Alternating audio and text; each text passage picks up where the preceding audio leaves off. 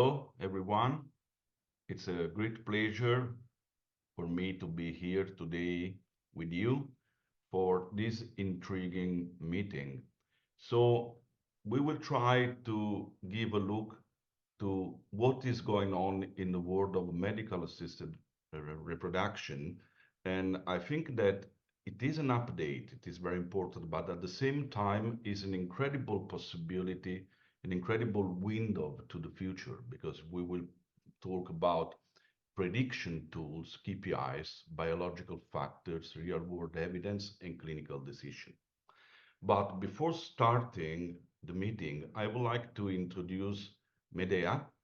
That is a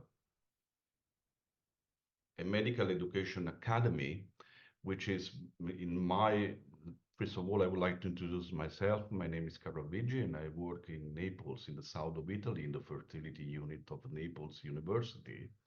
And it is a privilege for me to be part of this very active educational academy that in the last years proposed so many and intriguing meetings in so many different fields.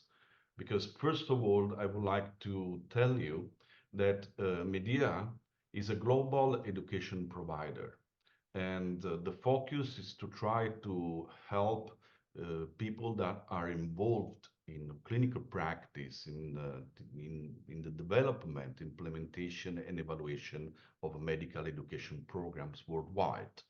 So it's an incredible support to healthcare professionals in their daily life and continued professional development. And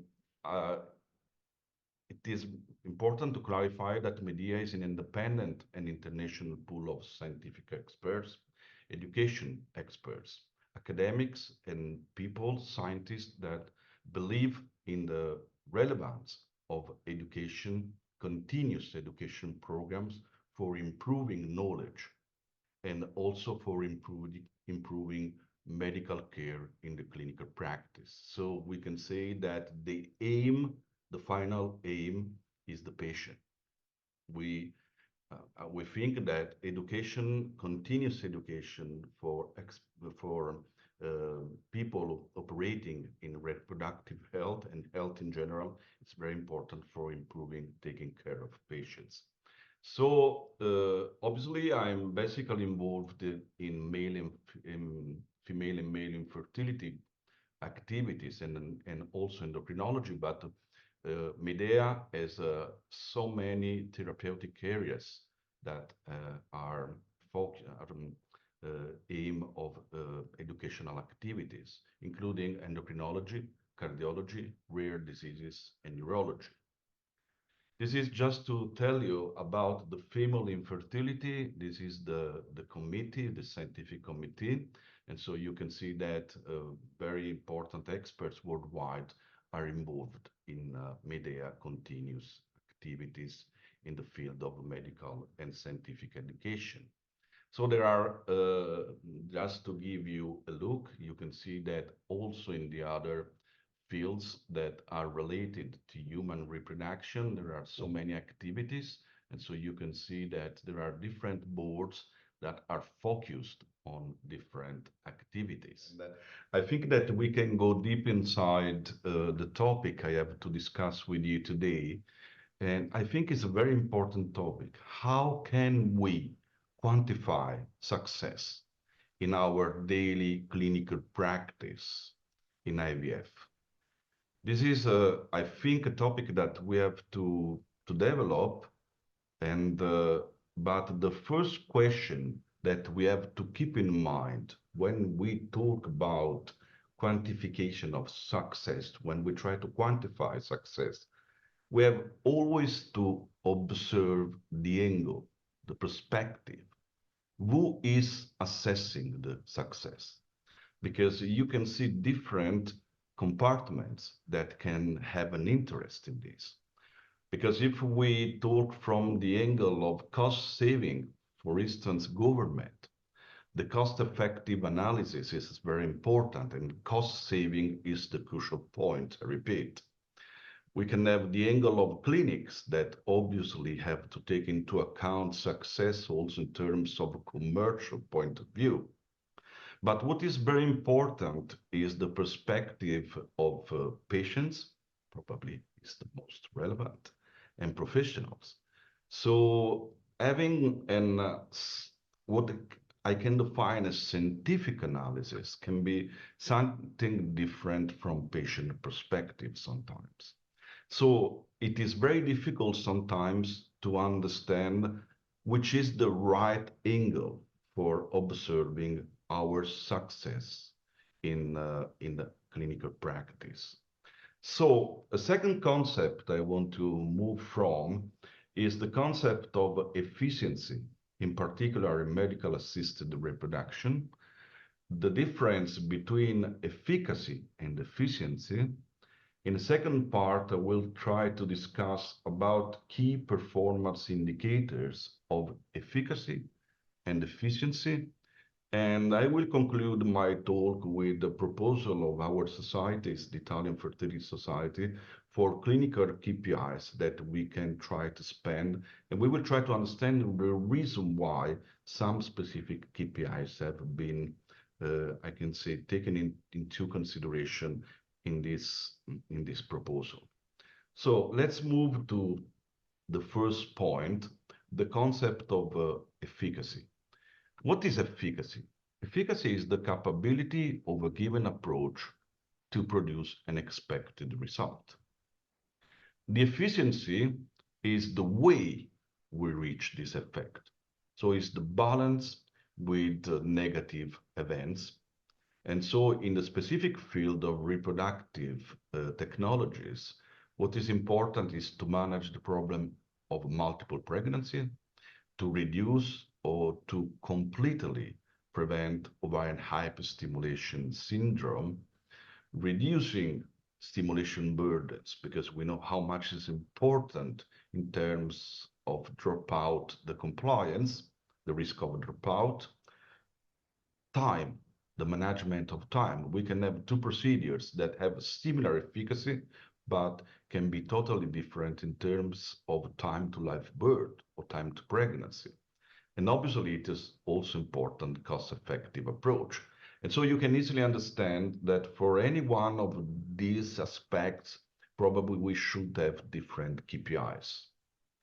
So let's move to the two aspects I have mentioned, the patient perspective, and I can say scientific angle of observation, point of view. And so you can see that if we have to decide how to measure the success by clinical point of view, you can see that you can have so many numerators. So what defines that the pregnancy is there? What defines that our aim has been achieved? And we have a lot of denominators. That's the reason why in the last 20 years, in our scientific literature, we have found so many attempts of definition of key performance indicator or endpoints for clinical trials if we want to analyze the problem by scientific point of view. But nowadays, I can say that the scientific community, at least concerning scientific point of view, identified as the key indicator of performance for IVF the cumulative live birth rate. So the first take-home message is that in the last years, something dramatically changed. If we remember what happened 10, 15 years ago, a lot of papers reported, and still happens, and this is also an intriguing information, obviously, pregnancy rate, ongoing pregnancy rate, whatever. This can be important for some kinds of trials, but what is very important for testing the efficiency and the efficacy of a given treatment, of the success of a given center, is the, we can say, the cumulative live birth per intended egg retrieval, as it was defined by Sartre in the last years. I also propose the definition by the ESHRE, which is the number of deliveries with at least one live birth resulting from one initiated or aspirated ART cycle. So what does it mean? That until 10 years ago, probably even less, uh, mm, I can say doctors paid attention to single, I can say single IVF cycles, so ovarian stimulation, day 2, day 3M transfer, pregnancy, not pregnancy, whatever. What is important now is the concept of one stimulation, all in one stimulation, we can say even one family approach, meaning that we try to have the maximum number of eggs, meaning the optimal number of blastocysts, meaning to optimize the number of euploid blastocysts for having one or more chances of one or more embryo transfer. So this is something very important because if we come back to our initial scheme proposal, we can say that there is an agreement by scientific point of view that in terms of efficacy, the key indicators, the most important indicator of success is the number of babies born per started cycle. So let's move to the second part, the one concerning the efficiency, because this is the point where we need to find an agreement for defining the most reliable key indicators of performance. So what clinician and embryology can assess for verifying the quality of the process? So we have different points that in terms of efficiency, we have to test. We have to control the both sides, efficacy and efficiency of controlled ovarian stimulation. This is something that has been under-evaluated in the past, and I will tell you why. Obviously, there is the relevance of lab quality, the patient safety, what I mentioned before, the attention to emotional status of the patient, compliance, stimulation burdens have to be considered properly, the organization, which is very important for optimizing the work, and the last but not the least, the cost-effective approach. So what has been made in the last years for defining key performance indicators in IVF? So I will give you a short window on the state of the art because we have to understand with respect to the state of the art what we have to improve in the next future. So I would like to focus on this concept that if what is the reason why in the clinical practice we need KPIs? Because this is a relevant part of the total quality management system. So let's go in the daily clinical practice. So from this moment, we will talk about the possibility of a clinic, of a lab, to verify if the system is working properly. So we need to check regularly what we are doing. We have a total quality management system in our centers. And once something is going wrong, meaning that we are having less results than expected, we have to be able to understand which is the step, which is the point that is weak at that moment. So we have to define in a very clear way what we want to assess and when the interval that we want to consider for assessing these KPIs. And the crucial statement in this context, in my opinion, is this one. All performance indicators by the clinician perspective and the embryologist perspective must have characteristic. They have to be measurable, they can have to be reproduced, and they have to be consistent. So it is not useful that we look for brainy and not measurable KPIs. We need something that we can spend easily in our daily clinical practice, in our systems, in our units. And this is the most important attempt that has been made by the ESHRE, the Maribor consensus about KPIs in the IVF practice. And so this is a very important attempt. I think it was probably the first and the most important, not the first, but probably the most complete up to now. And you can see that the board uh, evaluated a total of 31 statements and formulas on PIs, on performance indicators, described for each step in the ART process. So 6 subgroups were involved. And what is important that only statement that achieved 70% agreement were accepted for defining clear identification of performance indicator. So at the end of the day, there were identified 6 KPIs with a high level of convergence. So let's have a look to the KPIs where this group found an agreement, a strong agreement. The first is cycle cancellation before ovarian, before egg collection. The second is the rate of cycles with moderate severe OHSS. This is an indicator of efficiency, obviously, and safety. Then, in terms of quality of stimulation, the only one identified was the proportion of mature oocyte at the ICSI. And in safety, again, it was quoted complication rate after egg collection. And by clinical point of view, in terms of pregnancy, it was proposed clinical pregnancy rate. So in terms of complication, a second relevant point was the rate of multiple pregnancies.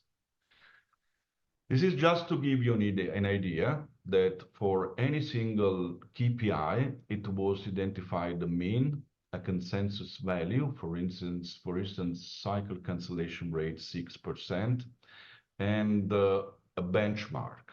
So an ideal, I can say, performance that can be hypothesized in optimal systems. But let me tell you, the system is valid. The system is able to address some key points that are representative, in my opinion, of almost all the aspects that I mentioned before in terms of efficiency. But there are some things that I would like to focus on, which is when they stratified, when they try to understand the benchmark or the consensus values concerning the rate of OHSS, they stratified in poor, normal, and high responders. And the same is for the cancellation rate and for the rate of severe HSS. So patients were not classified according to age. We know that the expectation in terms of, for instance, clinical pregnancy rate is totally different according to age. So here patients are classified according to the ovarian response, not on the basis on the, I can say, age and expected aneuploidy rates for any single, I can say, segment of age. And another point is that Maribor consensus does not include patients undergoing PGTA. There is no information about clinical PIs in sperm and egg donation cycles.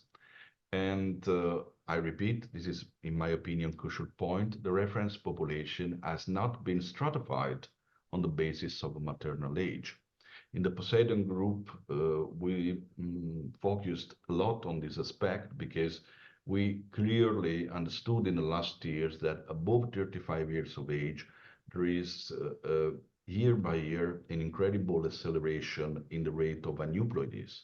So it is very important to understand that the expectation at 36, 37, 39, 40 years of age is totally different. So I think that if we have to set our expectation, it is important to take into account a so relevant aspect.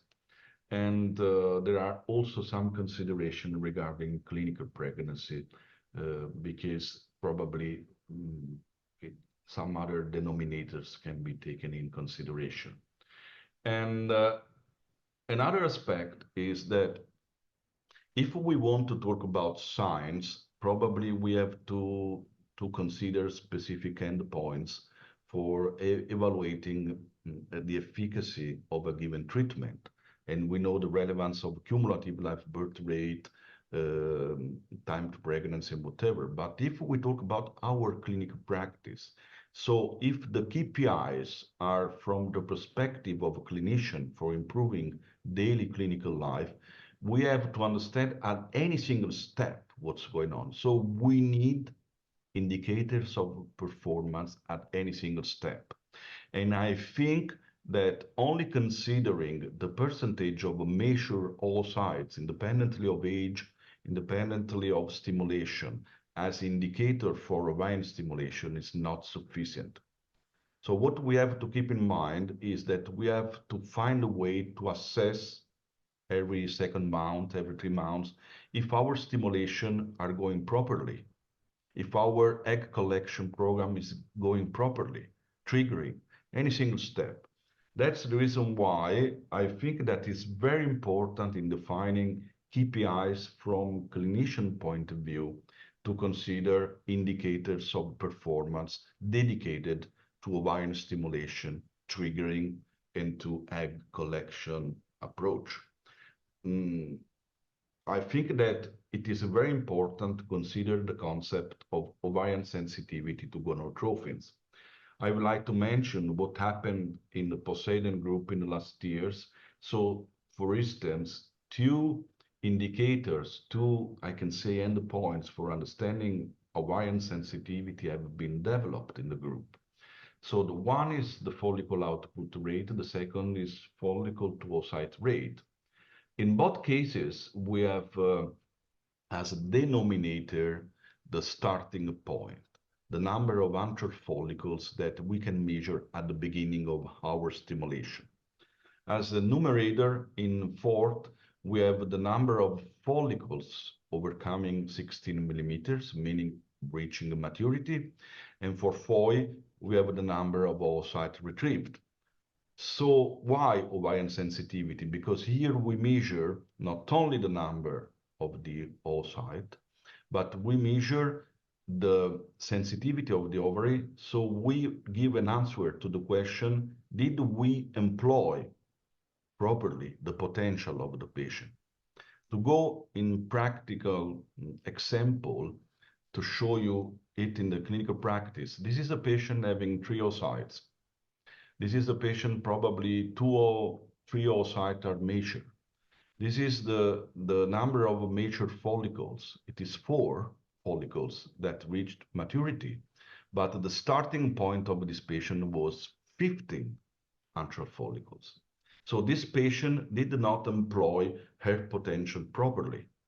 In one case, it can happen, but if it is a phenomenon that in your center, in our centers, is more common than expected, we are probably missing something in our stimulation programs. Let's have a look to the other one, to the example.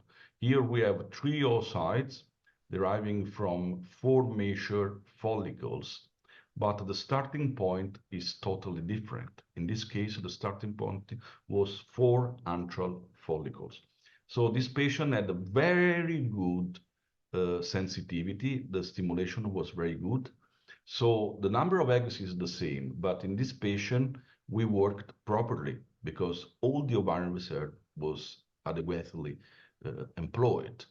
So this is important because if we measure FORT and FOI, we can understand if there is something wrong in our stimulation and procedures. For instance, you can see here a comparison between FORT and FOI. FORT is more informative about our stimulation. FOI is also informative about stimulation, but is even more informative about the steps of egg collection, triggering and egg collection. So by comparing these key indicators of performance, we can have an idea about what is going on in our clinical practice. Because if in our center, the FORT and the FOI in 3 months are less than expected, we can imagine that there is something wrong in the stimulation, and so we have to modify stimulation strategy. But if we have normal or good FORT and low FOI, it means that probably we have to focus our attention and we have to optimize triggering and oocyte retrieval. So I do suggest, and this is the last 3 minutes of my talk will be dedicated to this. This is what we try to do in this proposal of the Italian Fertility Society uh, suggestion for KPIs in the clinical practice. So in our society, we also established a team. I don't want to invest so much time, you can find it in the paper. We also propose statement, and at the end of the day, 11 clinical and laboratory KPIs were identified, and this is the methodology. And I want only to focus on this aspect, that to identify these indicators and to have more realistic and applicable indicators, the reference population had been stratified on the base of the age. So we identified 3 segments before and 35 or less, between 35 and 39, and 40, 43 years, because of the rate of aneuploidies changing, the concept I mentioned before. And you can see a list of the key performance indicators. So we stratified in different ones because there were something that reached major agreement. And so we identify this one as a major key indicator measure. And so we stratified, but this is something that is difficult to comment now because I want to go straight to the point.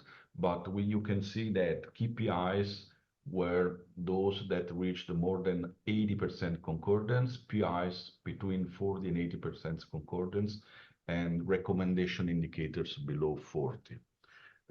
Just to give you an angle for the interpretation of the work we made. And you can see here that we introduced the follicle to oocyte index among the indicators for our clinical practice, for physicians, and for obviously stimulation part. We called late follicle to oocyte index to tell you something, that this parameter can be identified even at the beginning within the day 5 of stimulation, because we think that on day 5 of stimulation we are still in time for understanding the starting point, how many antral follicles were there at the beginning of stimulation. Even if some dominant follicles have been selected, we can have a reliable picture of the situation. And this is, remember what I told, that a KPI has to be reproducible.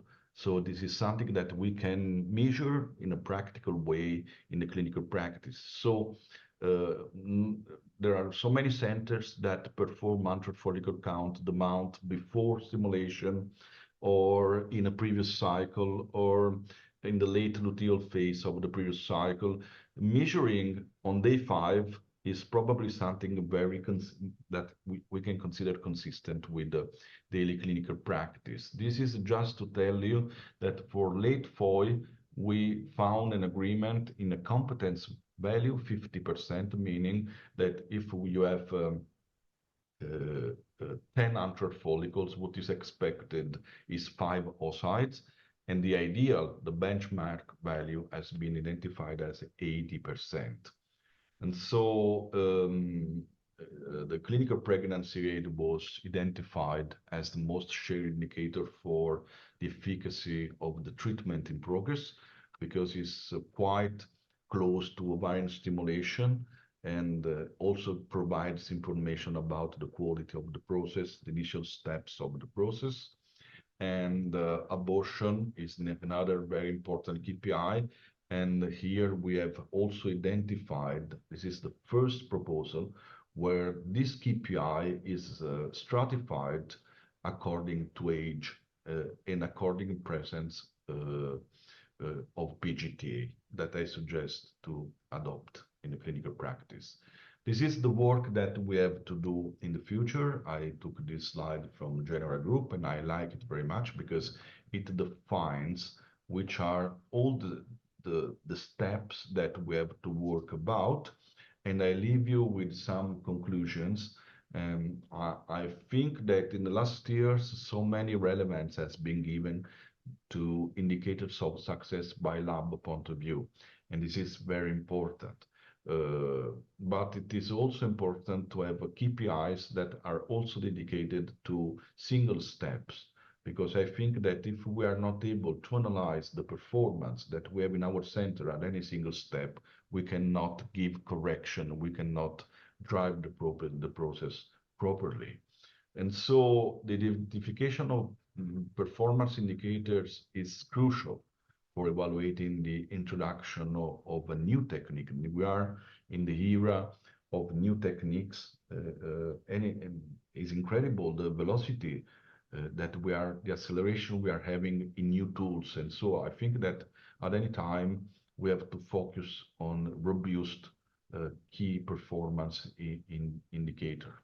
And so obviously, two questions always: who is observing the KPIs, which is the perspective, clinician, patients, government. And what is important is always to take into account the key indicators of efficiency and the key indicators of efficacy. So thank you very much for your attention. I'm open to, I hope intriguing discussion, and this is to thank all the people working in the daily life and who give an important support for development of this topic. Thank you so much. So I think we can open.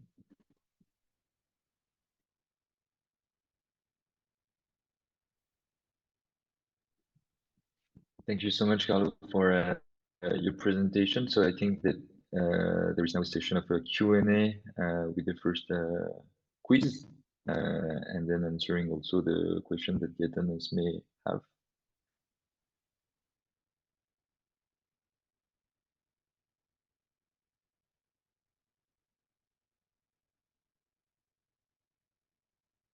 So I remind to all the participants that they can write in the chat, or they can give a proposal for discussion or for eventual points for discussion. So, Carlo, I have one question for you. So first, thanks a lot. That was a great presentation. You mentioned that we need KPIs, NPIs, and RIs at all the steps of the treatment to measure the performance. How do you think you can combine actually?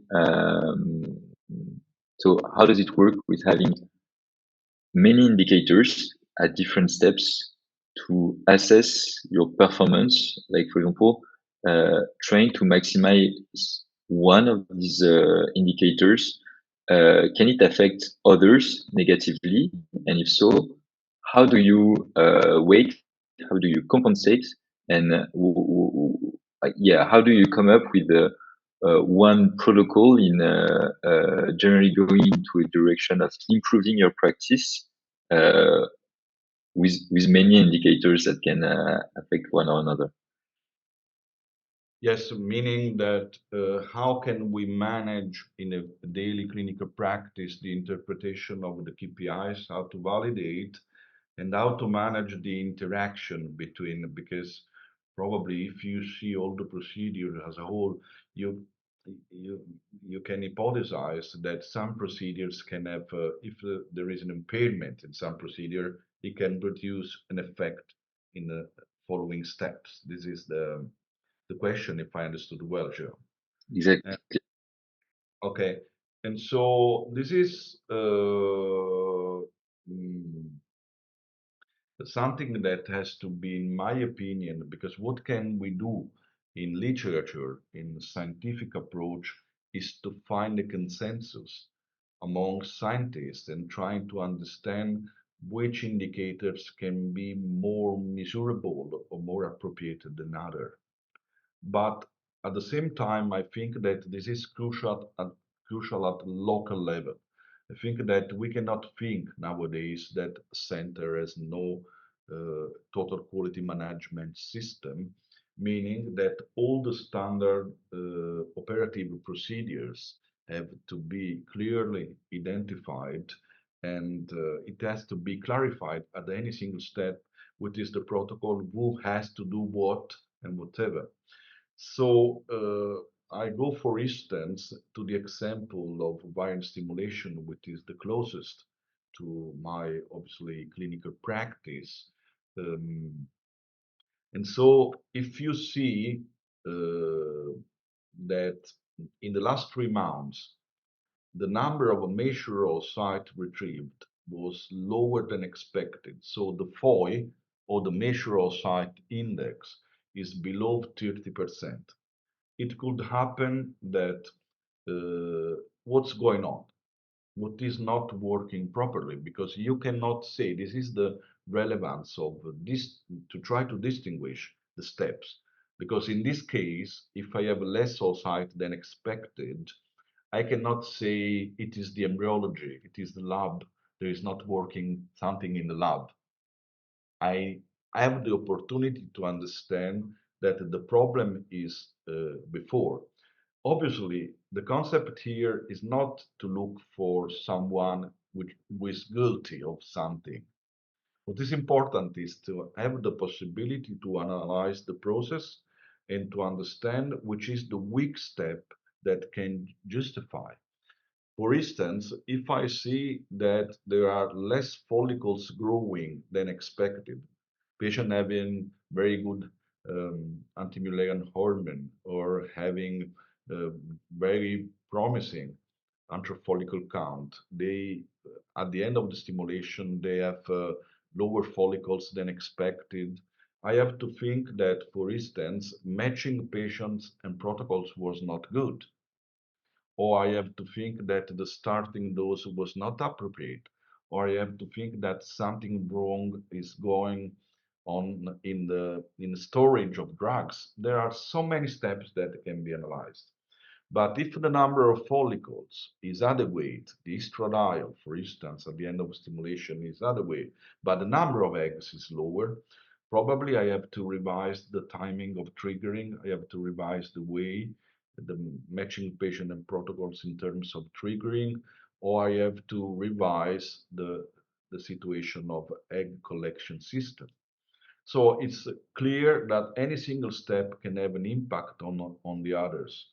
And so I do think that this is something that I hope you can quote in your talk, having something, that some algorithms that can give us the possibility, some artificial intelligence approach that can give us also the possibility of having a sort of a cumulative way of how KPIs are moving each other in a center, can be an incredible tool in the future. Great. Thanks a lot. It's very clear. We have a few questions in the chat.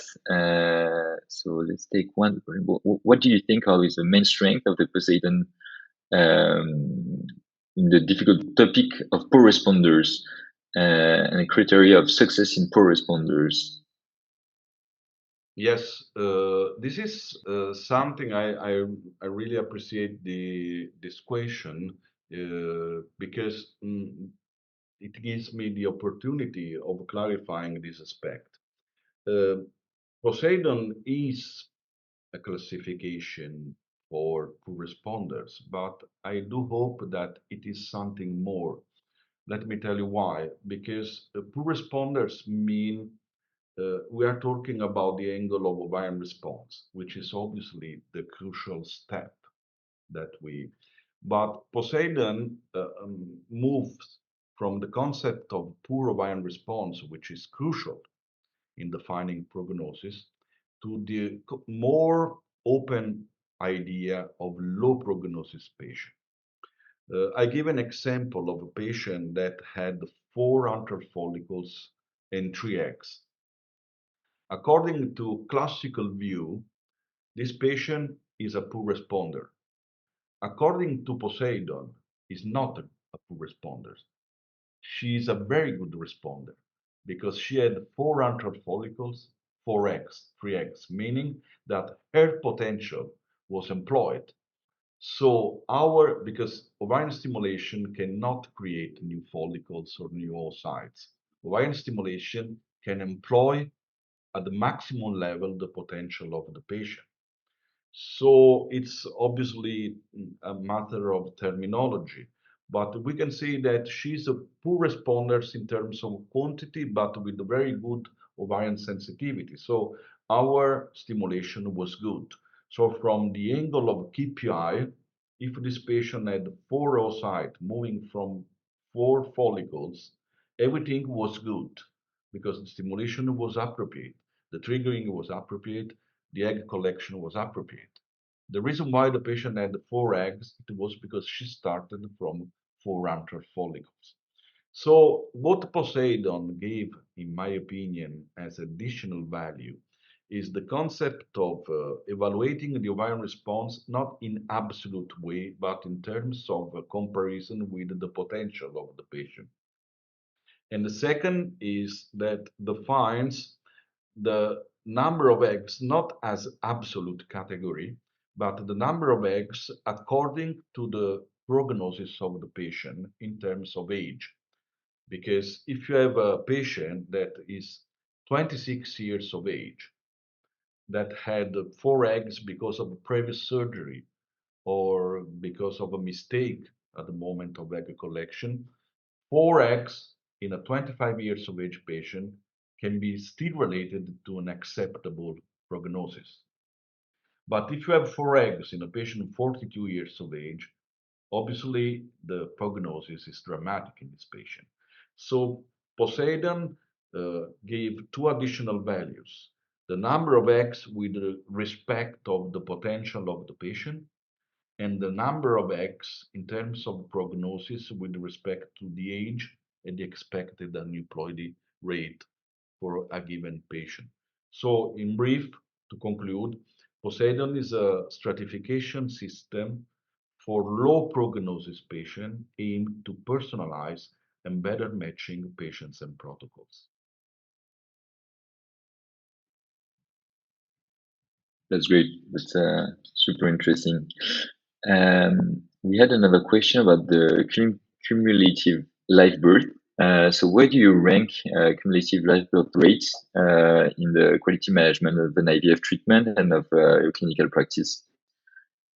Oh, no, this is my personal opinion. So let me tell you what happened in the last years. Uh, I think that we had a confusion between an endpoint for clinical trials and a KPI for our daily clinical practice.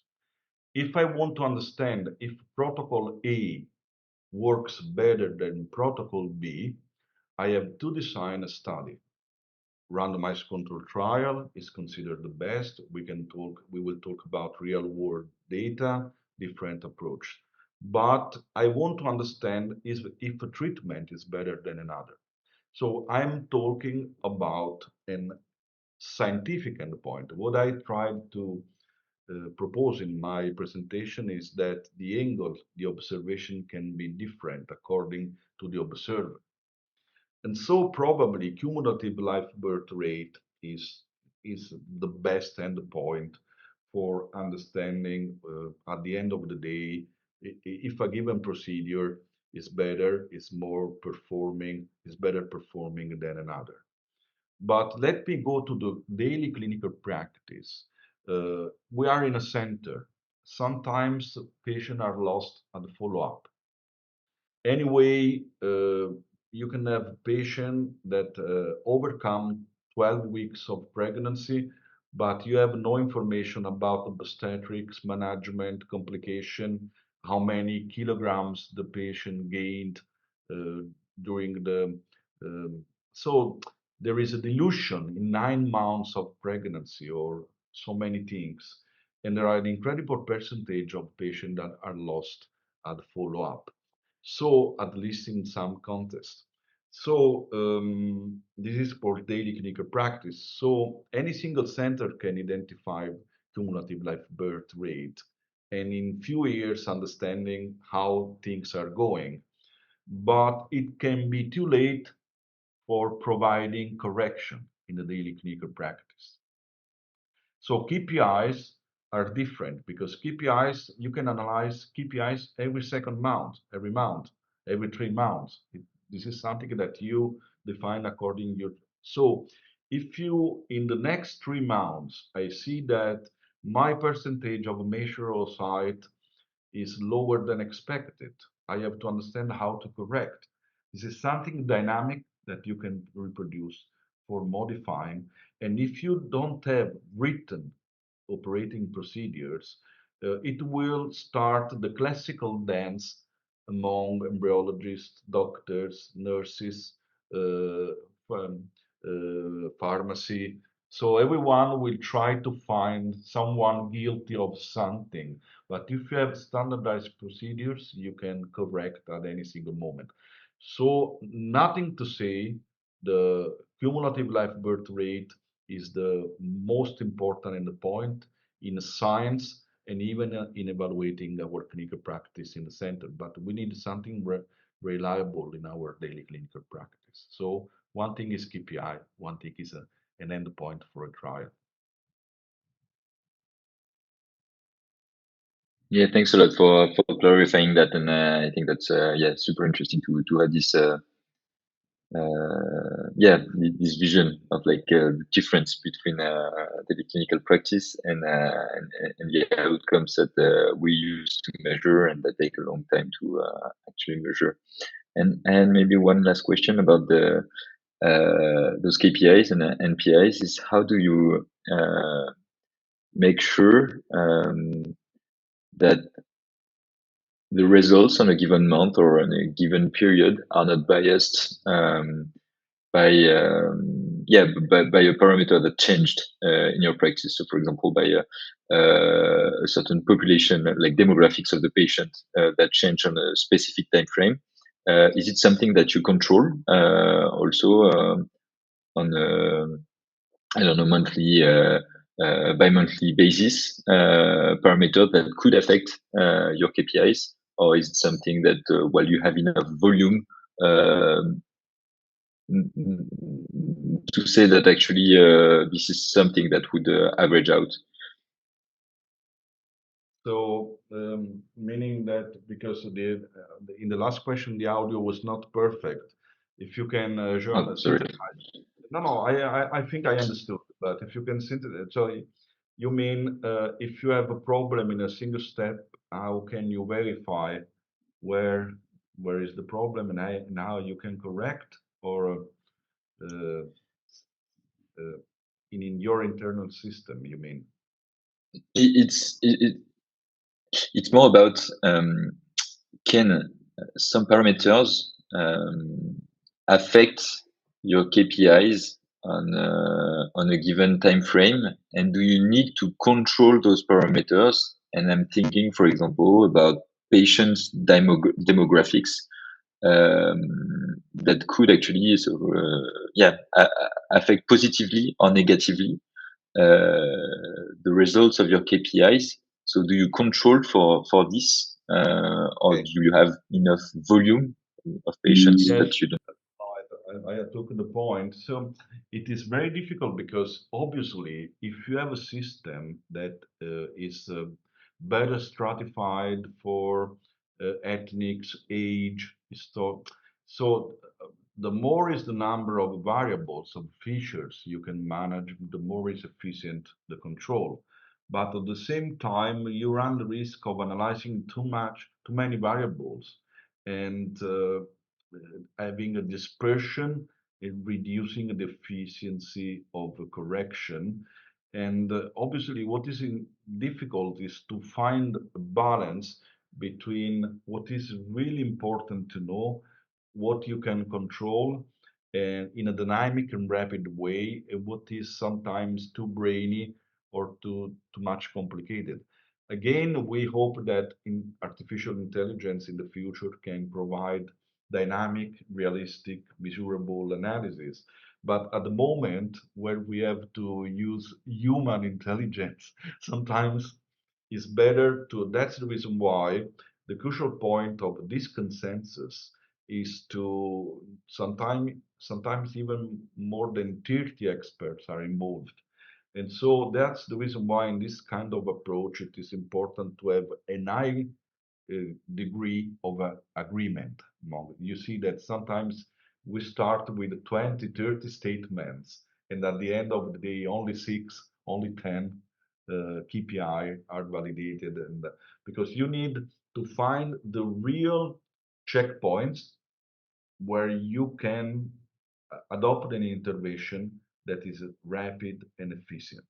The more is the number of checkpoint, the more sometimes can be complicated to have the right intervention. So you have to find the balance method. So that's the reason why we needed to work all together and to compare the experience of centers.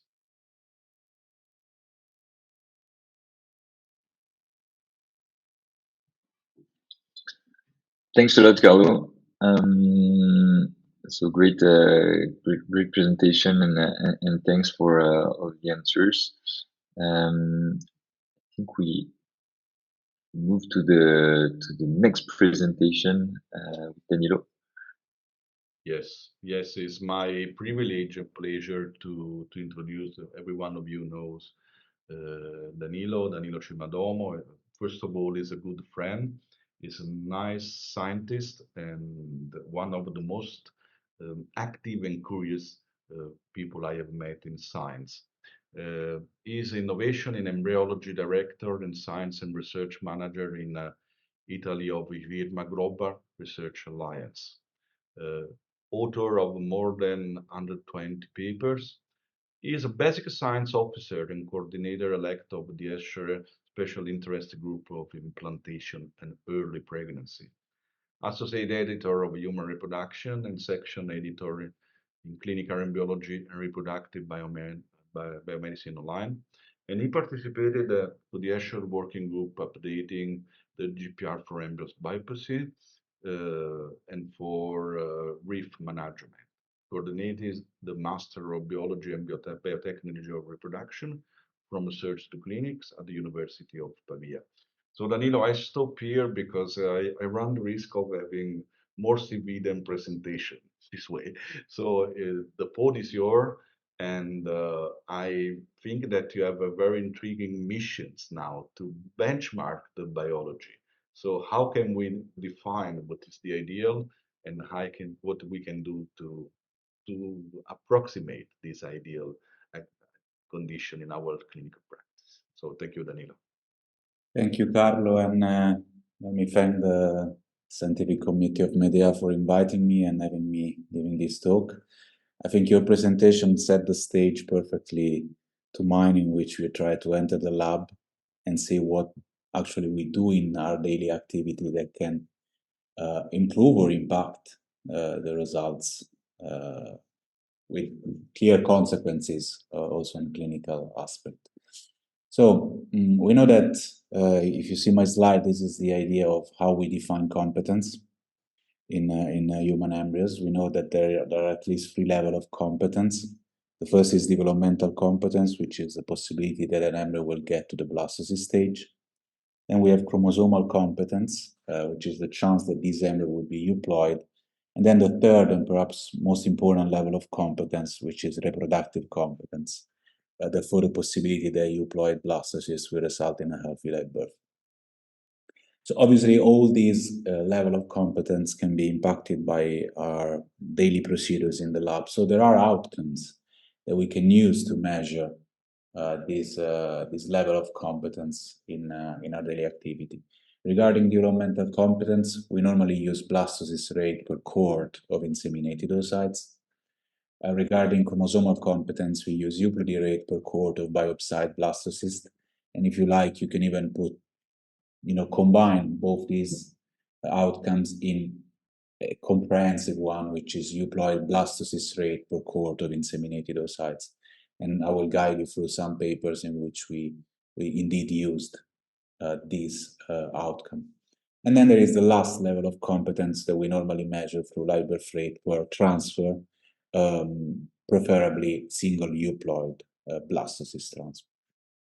So I summarize for you in this agenda the different stages of a journey of a patient in the IVF lab, and of the gametes and embryos of a couple in the IVF lab. And we will go step by step, starting from ovarian stimulation and trigger of ovulation. So this is a paper that we published a couple of years ago together with Alberto Vaiarelli, in which we were comparing 4 different kind of gonadotrophin, so just recombinant FSH plus LH plus HMG or HMG only, and measuring whether the competence of the embryos was somehow affected by the kind of gonadotrophin that we were basically using in the ovarian stimulation. And obviously the patients were matched in terms of number of eggs that were inseminated. So we were just looking at the competence of these eggs. And obviously we use euploid blastocyst rate per cohort of inseminated oocytes as a main outcome. And as you can see, when we adjusted the results clearly, because of maternal age that we know is the main effector of both blastulation and euploidy, you see that the kind of gonadotropin that we use didn't seem to impact the results.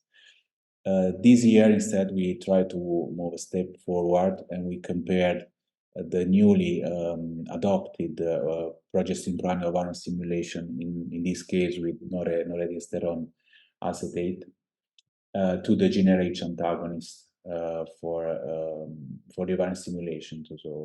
And as you can see, the results were pretty much comparable. So again, if you match patients because of their age, apparently PPOS seems to be a safe strategy. But what about the phase of the ovarian cycle in which we conduct the stimulation, whether it is the first or the second stimulation in a dual stim approach? In this cartoon, you can see all the different kind of protocols, both for the ovarian stimulation and in the lab, that we can use when we are approaching a dual stim cycle. The ones that we have been using for almost 6-7 years now is FSH plus LH plus GnRH agonist trigger. And now, the first time that we published the results when comparing the number of eggs that we retrieved in the first and the second stimulation in the same ovarian cycle in dual stim, it was a single center study that we published in Human Reproduction in 2018. And as you can see that when you compare women of 40 years old, with the second simulation, we only had about 0.6 more eggs with respect to the first simulation, but their competence is absolutely comparable. So again, we were leveraging this kind of outcome to assess that there was no impact on the competence of the eggs, depending on what stage of the ovarian cycle you will retrieve them from. And then what we did was to extend the sample size, and looking at this data in a multi-center way, including 4 different clinics, again, maternal age of 40. And as you can see, the number of eggs, even in this case, was significantly higher in the second stimulation, 4.7 versus 4, but their competence was comparable. And what about then the trigger of ovulation instead? Obviously, we compare GnRH agonist to urinary HCG. Again, the outcome that we used in this paper we published 3 years ago was the euploid blastocyst rate per cohort of inseminated oocytes. Again, obviously adjusting for maternal age, and you can see that there was no difference. So even in this case, we could confirm that the competence of the eggs at least is unaffected from the kind of trigger that we use. But let's now enter the lab. So first thing that I summarize for you in this presentation is the practice of rescue IVM. We know that normally when we perform IVF, we retrieve our eggs. Only maybe 85% of them are in the metaphase 2 stage, so they reach enough nuclear maturity to be inseminated. But we have about 15, in some cases even up to 30 have been reported of the eggs that we retrieved after ovarian stimulation. They might be either at the GB or the M1 stage. So it's not common practice, according to the guidelines, to rescue these oocytes by conducting an in vitro maturation of them. But this is a topic that is again becoming a hot topic nowadays, and it's under discussion and revision of this dogma of not using them. And the data that are piling up basically show that oocytes that come from rescued IVM, if they mature before 6 hours, and they are obviously M1s, the impact on the developmental competence is limited. Instead, if they come from GBs or M1s, they mature overnight, so they take at least 24 hours to mature. Well, in that case, there is a large impact on developmental competence. So the blastulation rate of these oocytes is very low. Yet, once you obtain the blastocysts coming from rescued IVM oocytes, they are fewer, but they don't show any impact in the chromosomal competence according to the most recent evidence that have been published with comprehensive chromosome testing approaches. What we still need to define, though, is whether there is an impact, a residual impact on their reproductive competence, so on the chance they would implant, and obviously on the follow-up of the babies born from them. Now, the question yet is, since it's not something that we should adopt, even if we would use it in the future as a common practice, rescue IVM, perhaps we should need to categorize which kind of patients could be target patients for this kind of approach. The first thing that obviously we did, and we submitted this abstract to the ESHA and has been accepted as oral communication, is to show, to understand what kind of aspects, what kind of features of ovarian stimulation are associated with a higher risk of immaturity rate after ovarian stimulation. Apparently, if the days of ovarian stimulation are shorter, are less than 10, this might have an association with a higher risk of immaturity. If the number of oocytes, of COCs that you retrieved after pickup compared to the number of follicles larger than 16 millimeters at the end of stimulation at the moment of trigger of ovulation is too large, again, many of these oocytes are most probably immature yet. And then apparently significant, although it's just like limited, there is a higher risk with HCG trigger with respect to GnRH agonist. So this is what we showed in a data set of 8,000 first oocyte retrievals in patients with at least 5 cumulus oocyte complexes retrieved. So, but the point here is, okay, these are the factors that are associated with this. How can we understand which patients might benefit the most from a putative rescue IVM protocol in the future?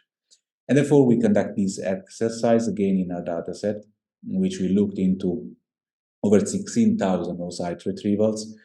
We showed that patients retrieving more than 22 COX in our data set are considered outlier, and that in this old data set, having about 1 out of 5, so 20% of our oocytes that are immature when we remove the cumulus cells is normal, okay? So at the end, we reconducted the same analysis in a data set, in a shorter data set of including only first retrievals with at least 5 eggs, because to have at least 1 immature, you need 5, and no more than 22 COX. And the data were confirmed. But in this data set, we leverage with what Carlo very nicely showed, so key performance indicator. So we leverage what we call a warning limit, which is calculated from the weighted average plus 2 standard deviation of what should be considered a not normal, a too high risk of rate of immature eggs. And it turned out to be about 51%. So our exercise was to understand how many patients normally in our data set of over 15 years we would have encountered with such a high risk of immaturity rate. And well, you can realize that they are about 4%, independent of whether it is the first, the second, or the third pickup from that patient. And that among patients that perform 3 pickups, we estimated that they would have this experience of more than 51% of immature oocytes. In 8% of cases, at least 1 out of 3. In 1.5% of cases, at least 2 out of 3 times. And in 0.3% of cases, every time out of 3. So this is pretty much the risk of having an immaturity rate that is way higher than expected, and that perhaps can identify patients to whom we might want to perhaps try a technique that is still not that clinically validated like rescue IVM. So the last exercise that we did was to just select the patients that in our 15 years of experience indeed underwent 3 oocyte retrievals. There were almost 700 patients, and these estimates were actually confirmed. So if I have to give you an estimate of how many patients, if we are sticking to these criteria, would be involved in a rescue IVM process, I would say about 0.5, no more than 1%. So it is reasonable to do something that is still not that validated to these patients, because perhaps it can even turn out as cost effective. So this is just to give you an idea of how we can leverage KPIs to introduce new practice that are still not that validated. Okay, let's move into insemination method. We know that there are basically 2. We have conventional IVF or ICSI. In this systematic review, Cochrane meta-analysis, it's been shown clearly that in non-severe male factor cases, they are pretty much comparable, the 2 techniques. So ICSI is not causing any issue in the eggs up to long-term follow-up for what we know at the moment. But what about blastulation and euploidy rate when we compare conventional IVF and ICSI? Apparently, nowadays it's something that is doable, okay? So it's not a problem for PGT protocols if a blastocyst has been produced for conventional IVF. And Palmerola compared in matched patients, 39 years old, the results, and the euploid blastocyst rate per number of inseminated oocytes was absolutely comparable and independent from the insemination protocol. And evidence that was pretty much echoed by at least 2 more papers, but even more if you look in the literature. But what about instead the impact of severe male factor on these outcome, on the outcome euploid blastocyst rate per number of inseminated oocytes? This is a study that we are about to submit together with Rossella Mazzilli, our andrologist here in General Rome. In a patient population of about 39 years old, about 15% of each of our eggs will become euploid blastocysts. But if you are dealing with severe male factor, if the man is affected from both a concentration and a morphology of the sperm lower than the 5th percentile, these results will be 2.5% less, 4% less if it is an oligoastenuteratospermic patients, and down to 5% less if we are dealing with FNA or TC. So in other terms, this is just to tell you that there is an impact of severe male factor, at least on blastulation, maybe not on euploidy, not on meiotic aneuploidies, but at least on blastulation, that obviously is generating this information that might be very useful for counseling our patients. And this is something that we need to keep under control when looking at KPIs in the lab. We cannot disregard the male factor. What about then the workload of a lab? So if we are working in a lab that is doing a lot of procedures every day, is this affecting the results that we should expect? Again, an exercise that we conducted, and again, an abstract we submitted to Alpha and has been accepted as poster at the upcoming Alpha in Lisbon this month. What we were looking at was the results in terms of fertilization and blastulation rate, obviously per inseminated eggs and per 2PN zygote, according to the number of procedures that we perform in the lab every given day. And as you can see, there is absolutely no association. So the workload in the lab, if it is well balanced, is not going to affect the results. Same it goes if we explode this data according to the specific oocyte retrieval of that given day of that couple. And as you can see, the results are again pretty much stable on the clinic average. So if the patient is the 8th oocyte retrieval or the first or the second, is not going to affect both these results. What instead is affecting the results is the time that pass from oocyte retrieval to denuding. In other terms, if we keep the eggs longer than 3 hours, 3 or 4 hours, both the fertilization rate and the blastulation rate were decreasing. So in other terms, it's not the workload of the lab, but how we distribute this workload. And it's very important to have an active and proficient, in my view, communication between nurses, clinicians, and embryologists in order to try to limit this delay in the procedures that we conduct. To give you some numbers in linear regression adjusted for confounders, every additional hour that we wait to inseminate our eggs from oocyte retrieval, we have 1.5% reduction in the fertilization rate and 1.2% reduction in the blastulation rate. These are not crazy, incredible lower data, but if you put them together, it's 3% less every hour that we wait. So we need to keep this under control. And when you have this kind of data, like over 15,000 oocyte retrievals, that this is something that we can definitely monitor and quantify. A study that we published a few years ago instead, we started doing this exercise from the hour of induction of ovulation up to oocyte denudation, and the data were pretty much consistent with what we showed by focusing only at the lab activities from pickup onwards. So let's now move on embryo culture. We know that there are basically two kinds of culture media we can use. One is a continuous media, in which we don't change the media, you use the same one, and it's based on a philosophy that is called let the embryo choose. And the other one is sequential media, in which we are basically changing the media in day 3. That actually means that we are disturbing embryo culture in order to refresh the media, but we are also using a media of a different composition. This is called back to nature philosophy, and is based on the idea that the content of nutrients in the tubes are different from the uterus, so the embryo perhaps needs something different. We compared two different culture media in a study, quasi-randomized study in the JAR we published in 2018, and as you can see, again, we stuck to those outcomes of blastulation rate, euploid rate, and live birth rate per euploid blastocyst transfer. The only outcome that showed a difference was the blastulation rate.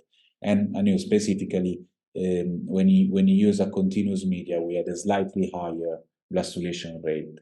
So again, this has no incredible impact on the cumulative live birth rate, but it's still a little improvement if you consider even that it's less workload for the lab not to change the media in day 3 and keep the same media. Especially, it's more amenable to time-lapse systems, for instance, in which the cost of the dishes is quite high compared to standard dishes. And so that's the reason why we change all our culture strategy to sequential, from sequential to continuous.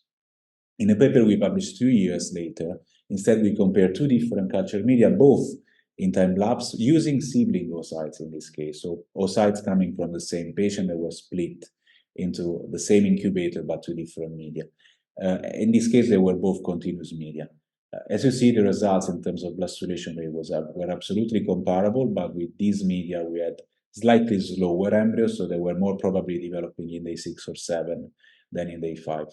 But then the euploid rate and the live birth rate per euploid blastocyst transfer were pretty much comparable. So you see how we can keep sticking to those outcomes that I showed you in the first slide, to compare and standardize and adopt anything new in our lab.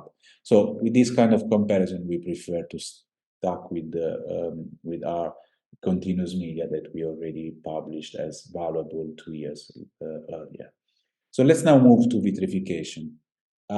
Is oocyte vitrification implying an impact on oocyte competence?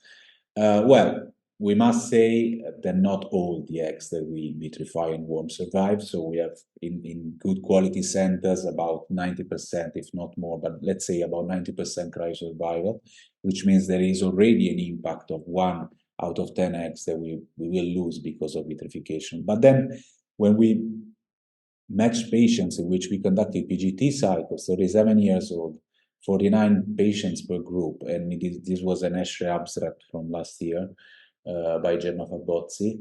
You see that comparing the results, again, the only difference was in the blastulation rate, 35% versus 49. That basically means there might be a slight impact of vitrification on the competence of the eggs, but still, when we compare the cumulative live birth rate, we didn't reach any significant difference. And this somehow, if you like, is something that echoes what the Eugene group showed with a massive sample size of over 35,000 sibling oocytes from donor that were split.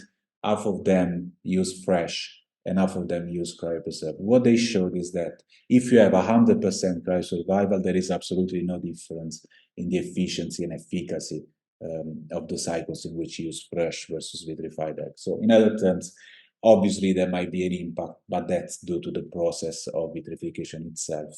But once the egg has survived, we shouldn't expect, at least from point of view of efficacy, a large impact. Well, let's move to blastocyst vitrification. We know that blastocysts are way more stable, way more resilient to any manipulation than eggs, for sure. But we know that when you vitrify blastocysts, there are at least 3 different approaches. You can vitrify them, as you can see here, starting the procedure with embryos that are still expanded. You can perform a biopsy and start the procedures with an embryo that is shrunk. Or you can conduct what is called laser-assisted artificial shrinkage. That means that you are using a laser pulse to let the embryo shrink before starting the vitrification procedure. Well, overall, in this study that we published in Human Reproduction in 2018 together with Humanitas Hospital, Professor Levisetti, we show that overall we have less than 1% degeneration rate when you when you vitrify a worm, a blastocyst. But it's interesting that if you cluster the results according to the procedure before the embryo vitrification, counterintuitively, the approach in which we didn't manipulate the embryo, so in which the procedure of vitrification was started with an embryo that was fully expanded, resulted in the lowest cryosurvival rate. Again, it's not a massive difference, it's just 2% less, but it's not zero, okay? So counterintuitively, starting the procedure of an embryo that has been collapsed, is either with a biopsy or just with a laser pulse, is better in terms of its resistance and resilience to the whole process. Then we compare different kits, we compare different operators. We didn't show any difference in terms of cryosurvival of blastocyst across 2 different IVF centers. Let's go back to timing then, because again, timing is very important in the lab. If from a biopsy to the moment in which you start vitrification, you wait less than 30 minutes, and the embryo is still collapsed after the biopsy, its possibility of re-expansion after warming is like 100%. If instead you wait more than 30 minutes and up to 1 hour and a half, the possibility of re-expansion is somewhere in between 97 and 98%. Instead, if you wait more than 1 hour and a half, that means that the embryo, before being vitrified, it completely re-expanded, because that normally happens after a biopsy. So if you wait more than 1 hour and a half, then just 95% of our embryos re-expanded after warming. So in other terms, again, we are understanding how important it is to keep timing under control when we are working in the lab. So again, it's not the workload, it's how this workload is distributed in our daily activity.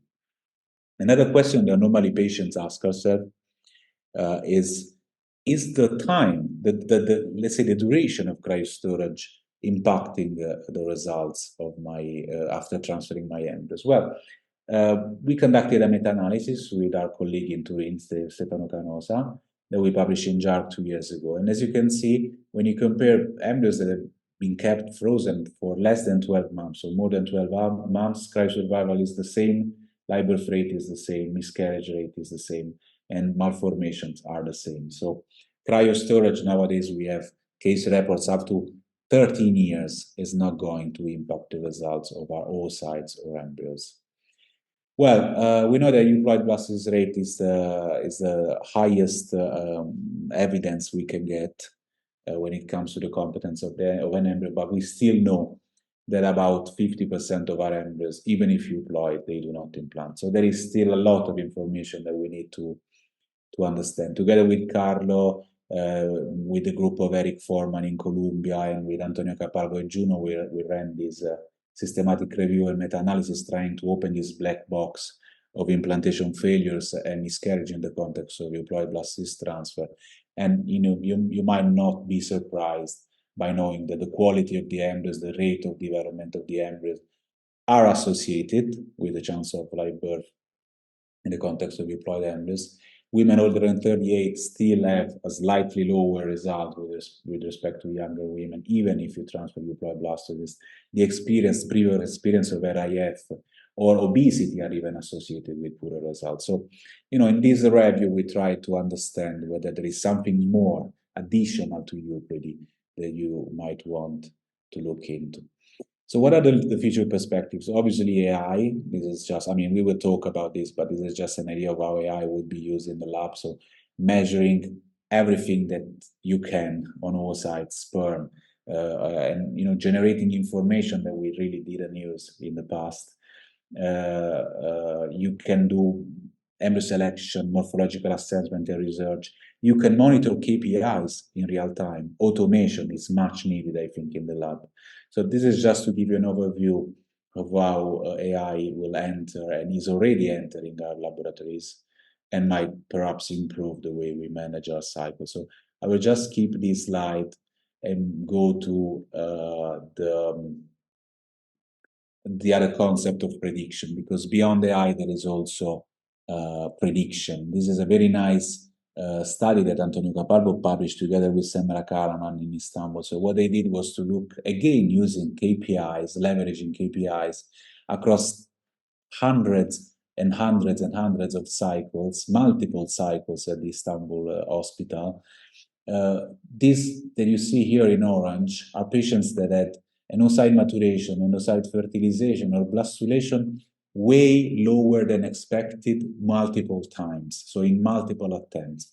So what they did was selecting these patients, calling them back, and running an exome screening on these patients. And apparently, many of them were affected from mutations in genes that are known as maternal effect genes. So are those genes that are essential for the first phases of development, including fertilization and meiotic competence, up to the activation of the human genome, of the embryonic genome in the transition between the 4 and the 8 cell stage.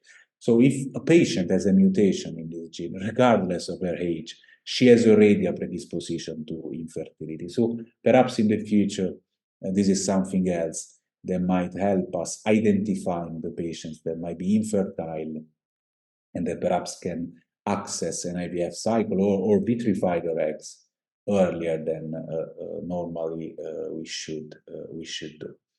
So Carlo very nicely showed this concept that we published a few years ago, in which we tried to claim that success in IVF for sure clinically is cumulative live birth rate per intention to treat, but we know that a lot of patients will not get pregnant, especially if we lose them during the journey. And the journey is not a single cycle, the journey is multiple attempts. Therefore, there is a plethora of different outcomes that we need to keep under control, such as patient satisfaction and dropout, cost effectiveness of everything we propose to our patients, time to pregnancy, and also we must keep adverse events under control.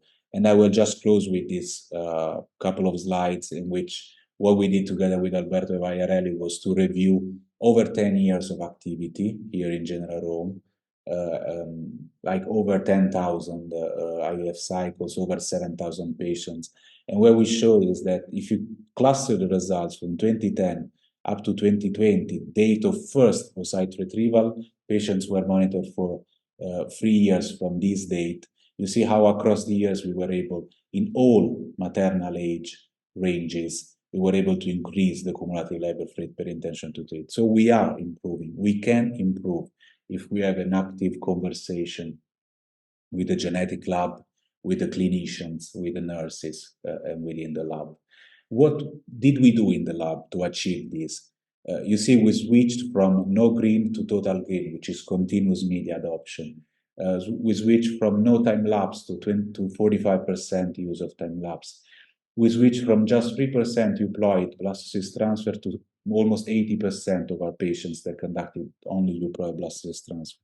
Freesolve from 12 to 93%, and single euploid embryo transfer, single euploid embryo transfer in general at the blastocyst stage from 17 to 99%. So all these little changes in the lab supported the changes in the clinical strategies to improve the results for our patients. Less patients performed an embryo transfer, but more patients had a clinical pregnancy, less patients had a miscarriage, and almost no patient, just 1%, which is comparable to spontaneous pregnancy, had a multiple delivery. So you see how both efficacy and efficiency, as well as lower adverse events, were supported by this active communication.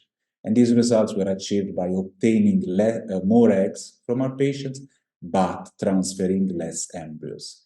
And last but not least important, the time in treatment of our patients, where by time in treatment we mean the time from the beginning of the cycle to the live birth or no live birth in case of dropout, decreased from 200 days to 160. So the patients nowadays that enter in our lab save 1.5 months with respect to the patients that entered in 2010. So we are becoming more efficacious, but also more efficient, and saving time that can be invested in another attempt or to switch to egg donation.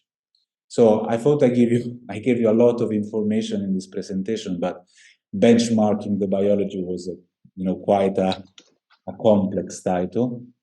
So I will be more than happy to get your question if you have any. So Danilo, thank you so much. It was so informative, a lot of news there. And so it's an incredible window to the future and even to the present. So there is a question. This is something that you mentioned, but someone asked, is still time of assessing day 3 embryos development as KPI? So do you think that nowadays information about embryo fragmentation or some other morphological aspect of day 3 embryos can be some way predictive of the blastulation process or even of the embryo quality, competence, viability, and even a euploidy? Or morphokinetics at the moment seems to confirm that the correlation between this kind of morphological approach quality is not so strong. Well, Carlo, it truly depends on the strategies that you use in your lab. So what we notice is that it's true that looking at the embryos in day 3 and looking at time lapse criteria, dynamics or timings is predictive of blastulation. But if you go to blastocysts in 100% of the cycles like we do, that's an information that we inherently will have in any case at the end of the culture. So once you have a blastocyst, whatever happened before that stage is irrelevant on the euploidy rate of that blastocyst and on the competence of that blastocyst. So we are switching in our laboratories to not even looking at the embryos in day 3, in case we are not keeping the embryos in time lapse. So for static embryo culture, it's just a source of disturbance in my view that is not adding anything if you are still going to blastocyst.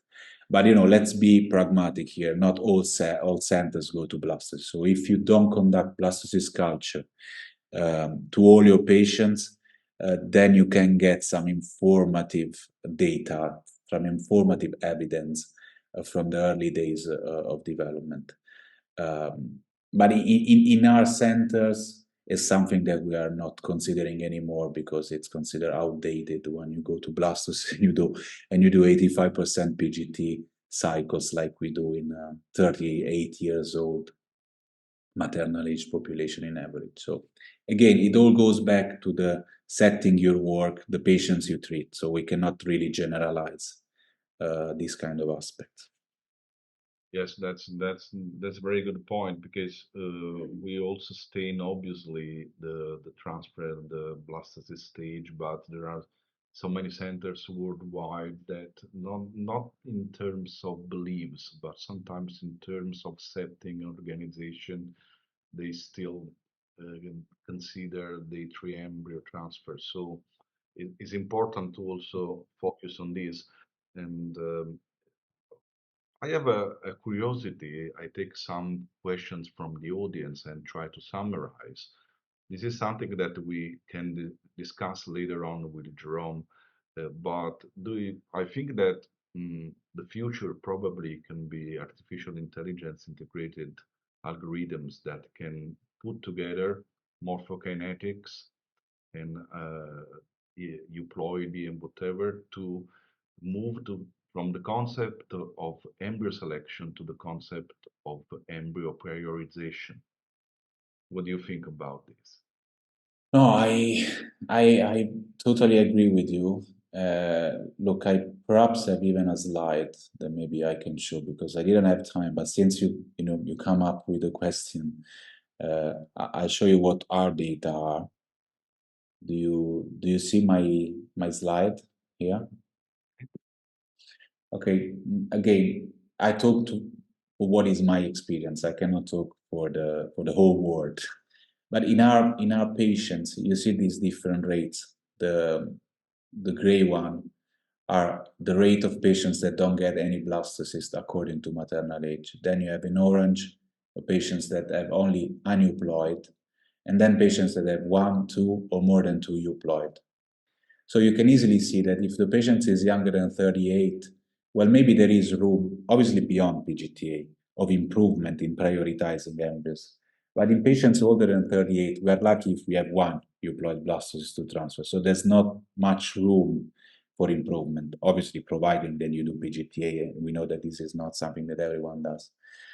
If we reason in terms of absolute numbers, you see here 70% of our patients, if we are lucky, they get a single embryo to transfer euploid. So this is just to tell you that I don't think, I don't blame AI for the future. I think AI is incredible. It will generate a lot of measurable information that will be easy to translate to the patients and to counsel our patients to adjust our data in clinical results, to better discuss between centers and standardize whatever we say, whatever we do. For embryo selection, I see less advantages than any other stage of the IVF journey. Okay, so because the embryo is there, we cannot modify the embryo and its competence by applying AI. So if we're dealing with young patients and you're in a setting in which you are not doing PGT, you cannot do PGT. Well, maybe there is a large room for improvement in embryo prioritization. But in our setting, for instance, we didn't see much of a room in terms of embryo selection. I saw a lot of room for research, and as I'm, doing research like every day here in the lab, for me, it's incredible to have these tools now to generate this information.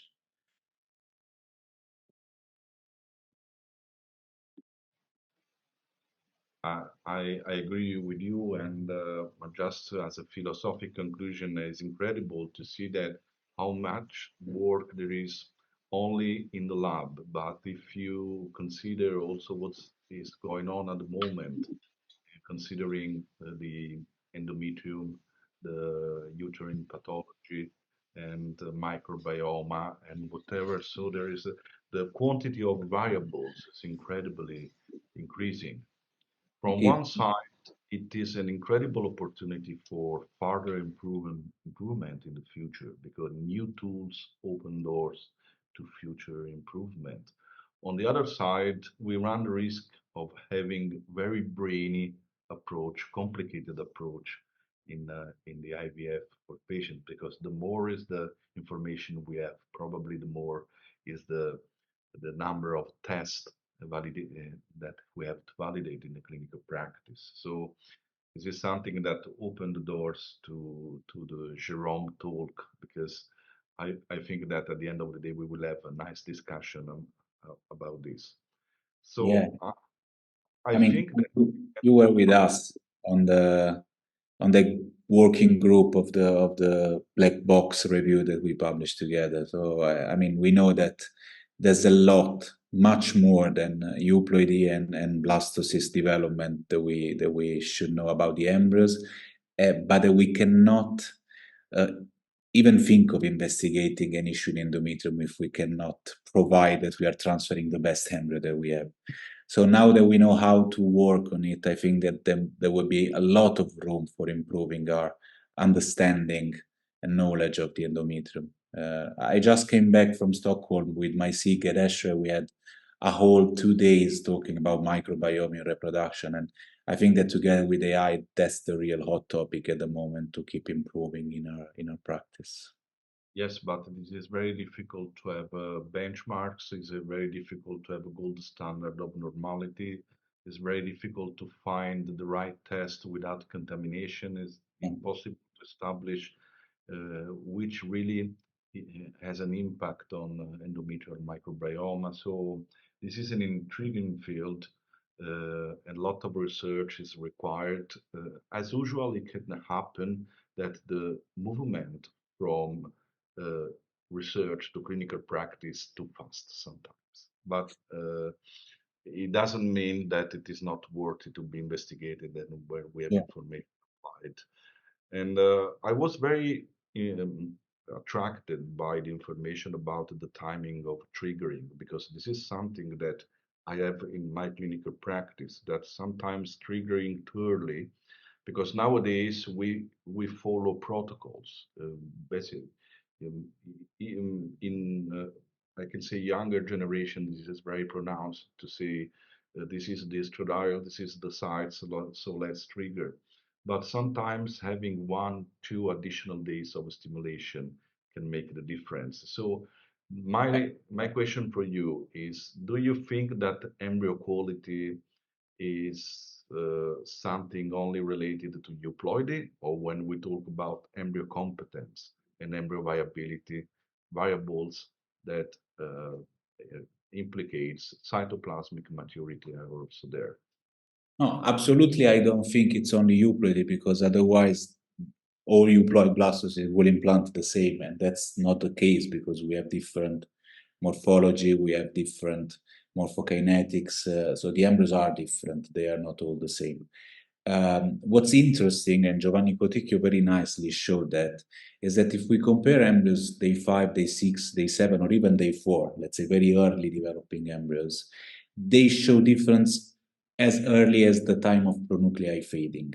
So it's like there is some inherent difference between less competent and more competent embryos already starting from the very early stages of development. So I think that there's much more, even on the embryo side, that we still not know, that we must know, and that requires more basic science and clinical science research before we can turn these into benchmarks and KPIs like we did. What I tried to do in this presentation was to leverage what we know is established, so blastocyst development, euploidy, and live birth per transfer.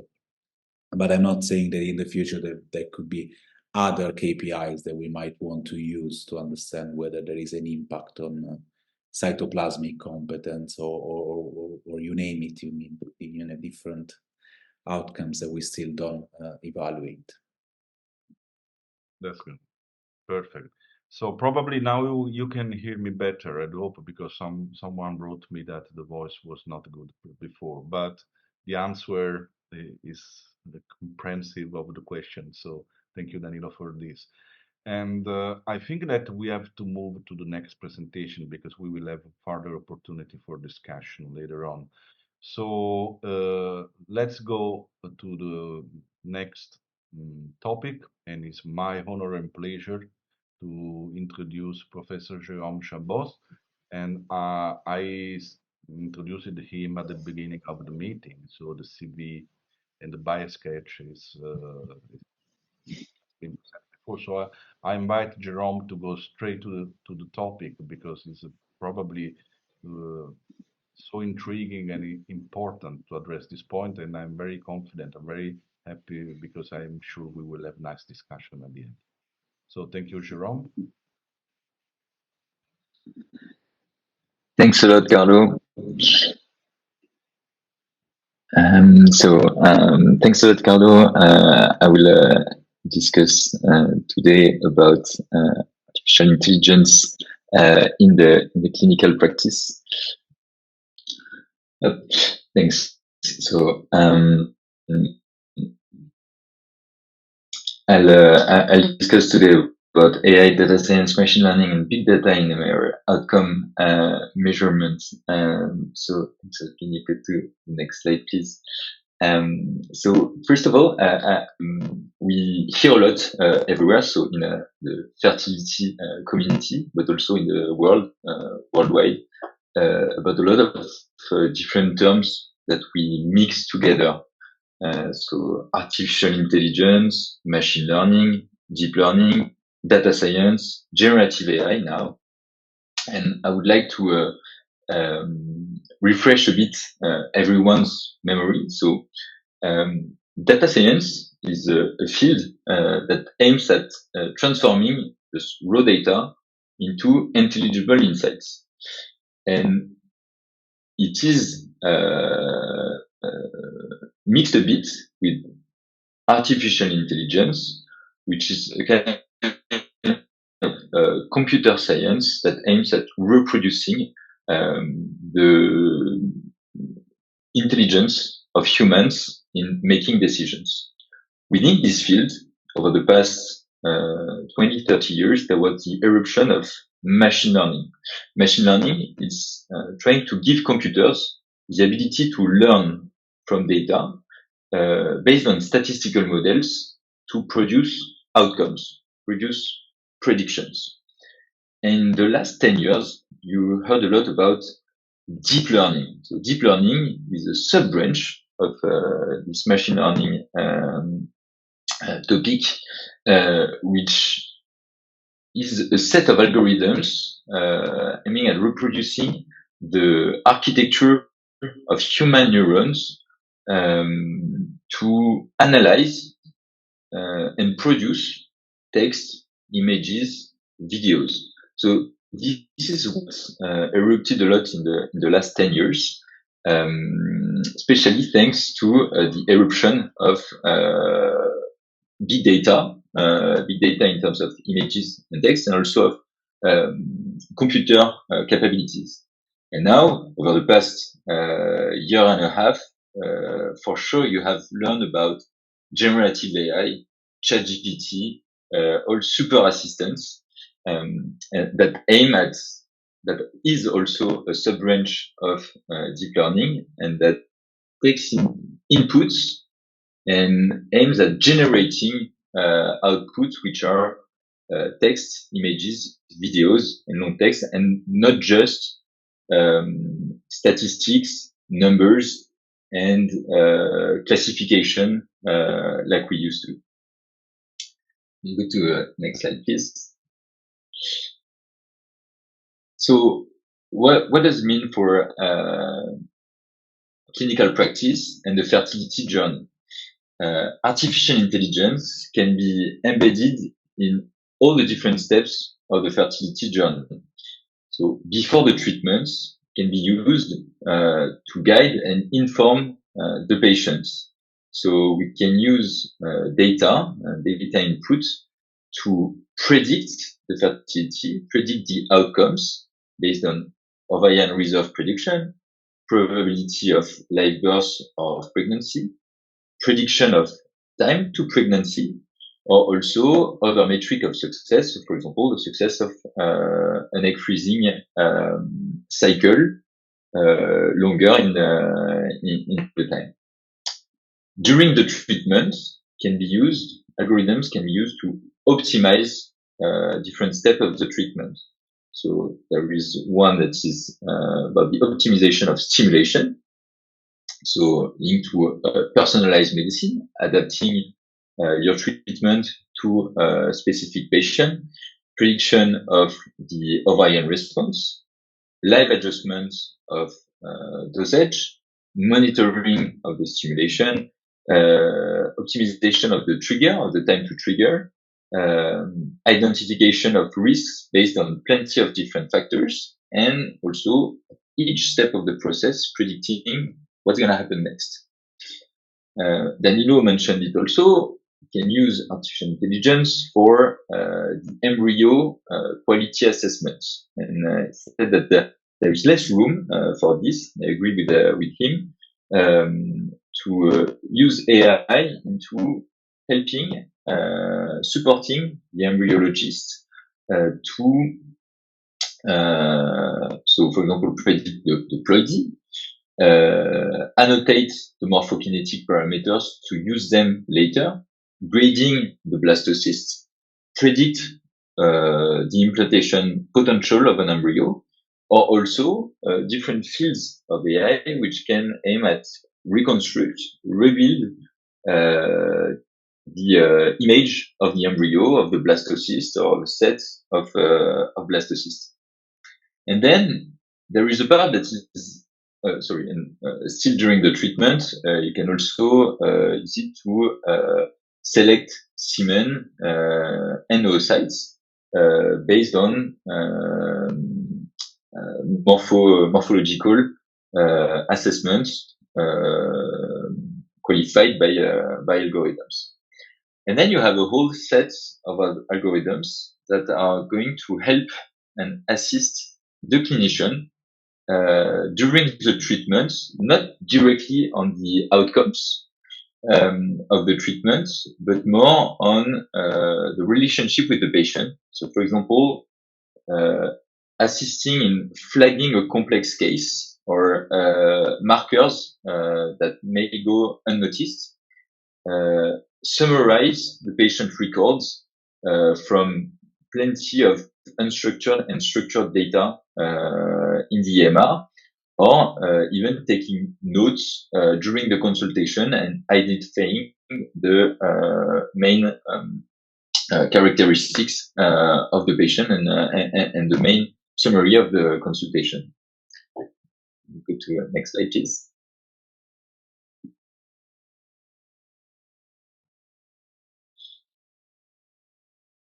So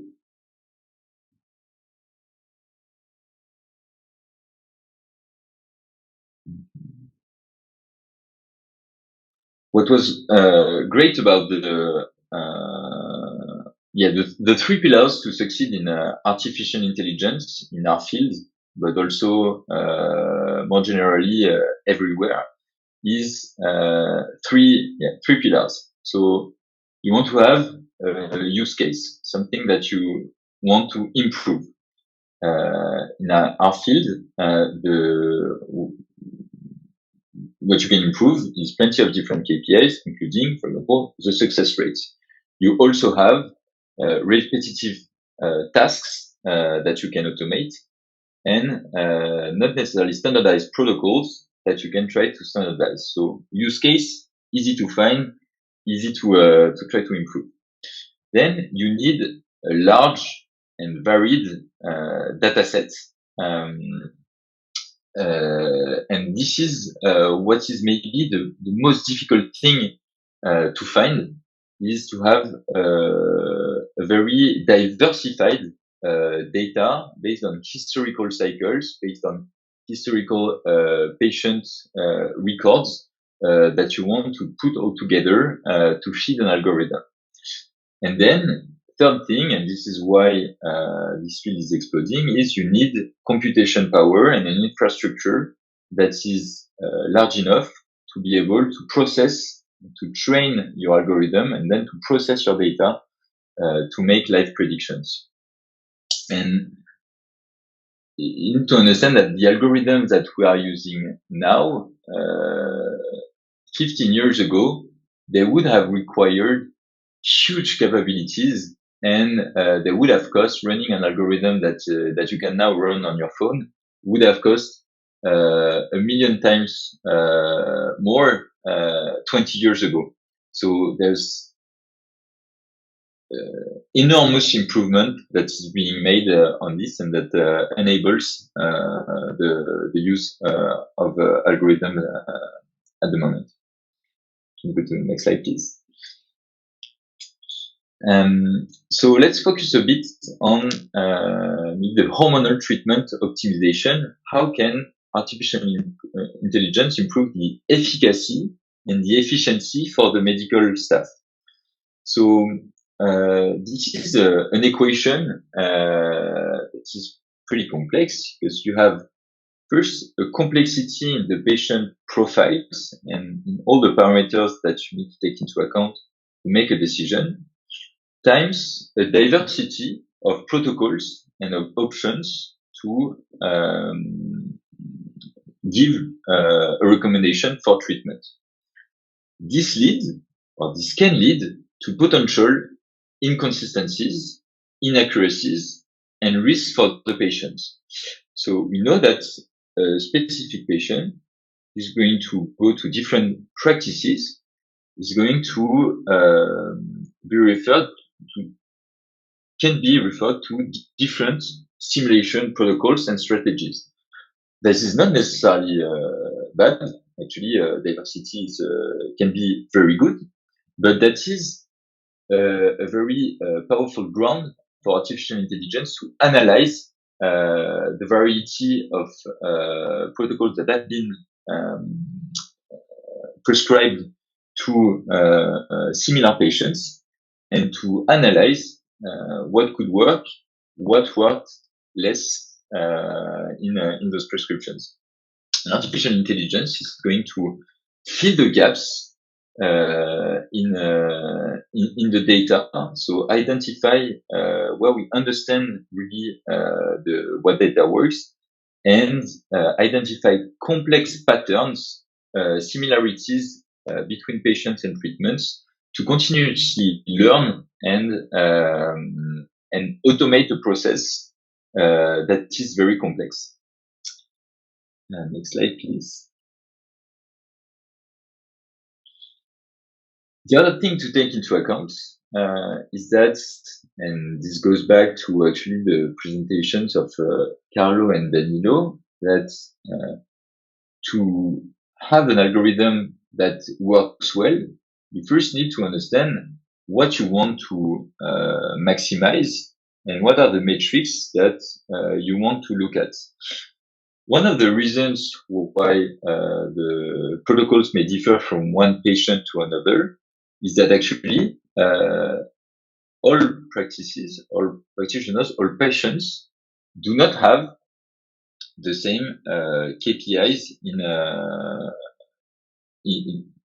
mind when they make the decision. So there is one that is going to be the experience of the practitioner that's going to be taken into account to make a decision. The one that is the capability of the clinic and the technological capability that the clinic has to be able to make the right choices. So, for example, if you don't have a very good capability of counting the ALC, this is something that you will not take as a first primary data input in your classification. Then you have the patient expectations. Some treatments cost more than others, and some can be a bit more painful. And as a clinician, you need to take that into account, where an algorithm, stupid algorithm, will not take this if it's not really in their parameters set by the data scientists. And then you have cultural norms, notion of risks, thresholds that are acceptable and that can differ from one country to another, from one practice to another. Go to next slide, please. So if we want to move from diverse protocols to precision medicine, first we need to understand what are the factors that are taken into account when making a decision. We asked, we conducted a study 2 years ago with 44 clinicians, asking what are the different factors that were the main factors to take into account to make a decision about stimulation treatment. And we had around 50 different parameters that were ranked from absolutely required to nice to have, with a very high variety for those factors in terms of where they were ranked in the level of decision. So what an algorithm can do is actually take this into account, all of those factors, make sure that this is going to be considered as data input and linked to the output and the KPI that we want to measure, and make sure and try to re-rank all of those parameters depending on the patient profile and finding patterns between those parameters based on specific situations. Can you go to the next slide, please? And what we came up with is purely on a simulation, is algorithms that were in 3 different steps. So taking into account all of these parameters that are demographics, medical history, blood test results, baseline scans, predicting and recommending a certain protocol and dosage at the start of a treatment. Then second step is to help us prime the patient, so to prepare the patient cycle to make sure and to anticipate what is going to happen, to make sure that the clinic is going to be prepared for a large volume of patients that we know what's going to happen next for those patients. And then during the treatment, dynamically adjusting with the baseline parameters, but also in treatment, blood tests and scans at different days of the treatment, and to adjust the dose dynamically and prospectively during the treatment. Can you go to the next slide, please? Another capability of artificial intelligence is, and this is what exploded over the past 10 years, is the analysis of images and videos. And one of the examples is on the images and videos of blastocysts and embryos to blastocysts. Why did it work well? 2 reasons, according to me. One is that this data is very well standardized. So meaning an image of a blastocyst in one clinic is going to be very comparable to an image of a blastocyst in another clinic. And it's not going to be the same for all the parameters about stimulation. What we need to understand is that the volume of data needed for an algorithm that works well is going to be very much dependent on the complexity of the data. So if we run in stimulation algorithm, we can say, for example, we have 3 parameters. It's going to be much less complex than the 50 parameters we talked about just earlier. It's going to be much less complex than analyzing an image of a blastocyst, for which we need maybe like 1,000 images to be able to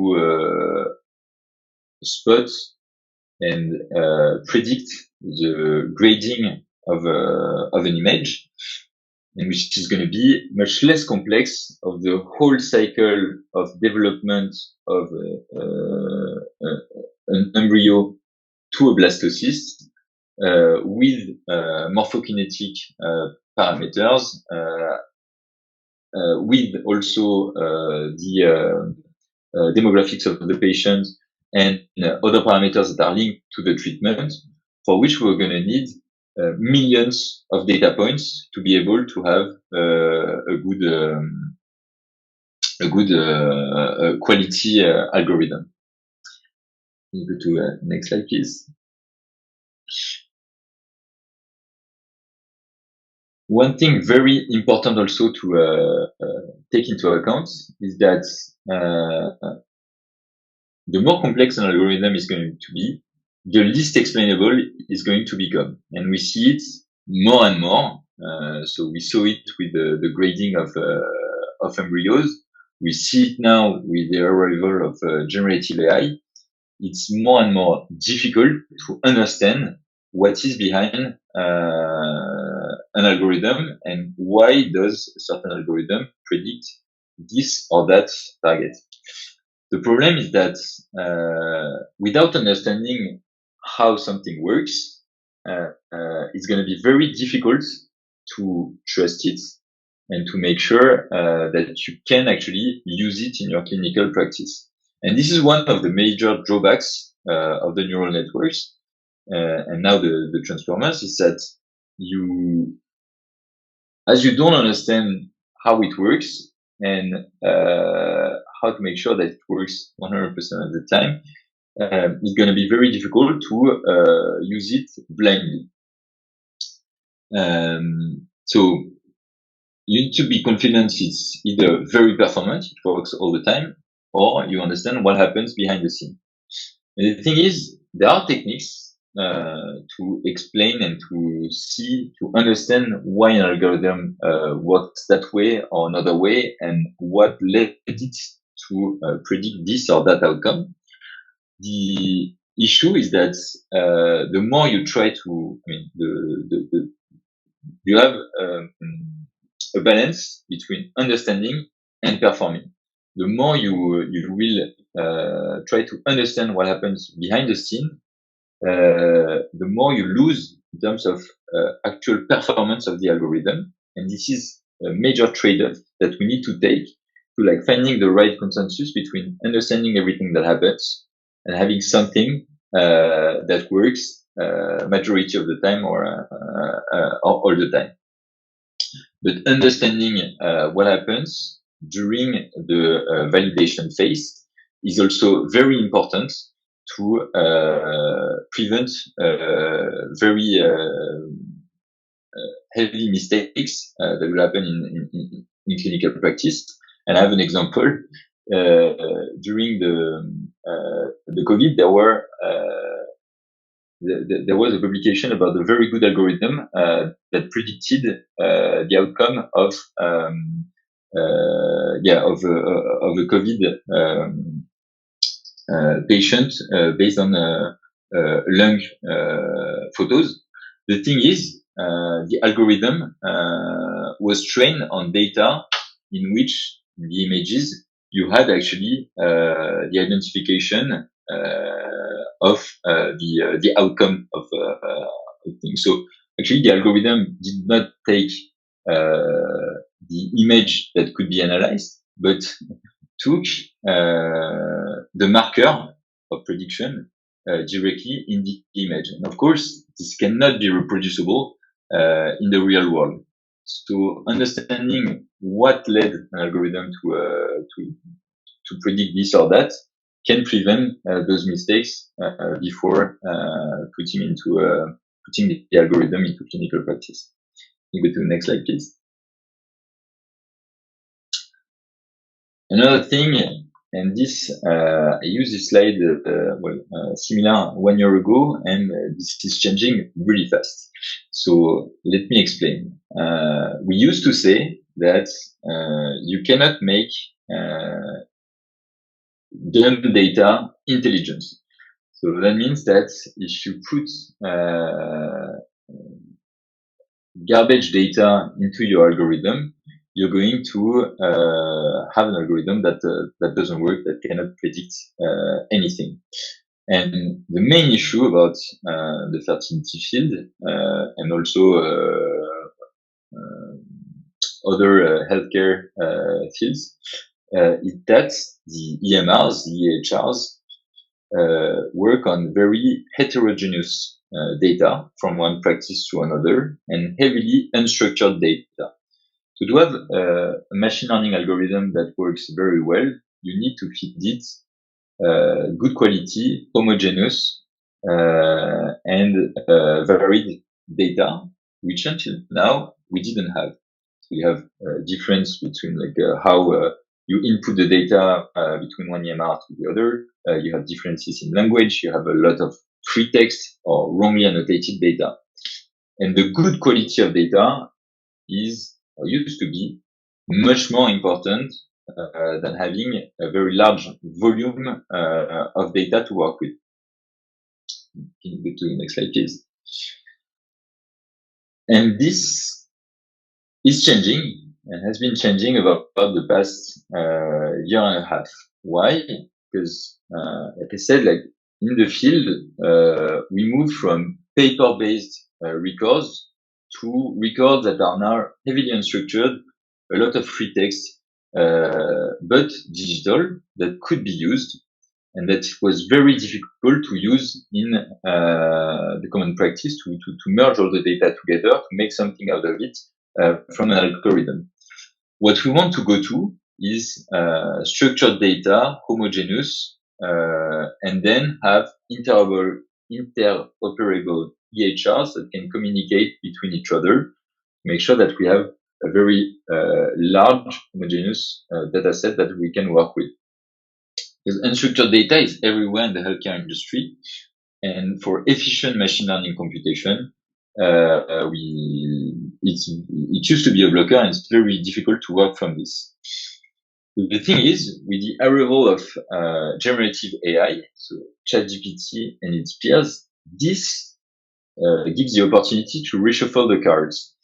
And with the right integrations between the different EHRs, there is a very good probability that very soon we will manage to retrieve large volumes of data, of unstructured database, and structure this to better understand the patient records, all the different parameters, so spot in the different doctor letters and patient records, the different parameters, and make it a structured database, and use all of this structured data to feed an algorithm and to work with this and to predict actually predictable outcomes. This will not prevent us from having to have interoperable EHRs, because one of the main drawbacks that we saw in the past years, and you can check in the different EHRE abstracts and EHRE presentations, now you have a lot of different clinics and researchers that manage to have a good algorithm, a good simulation algorithm for their clinical practice.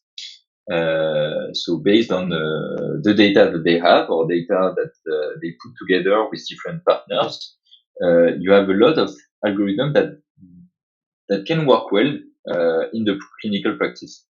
The issue is that to be able to use it, to concretely put it into action, into practice, you need to validate it first, that's for sure. But you need also to feed it with live, accurate, and structured data.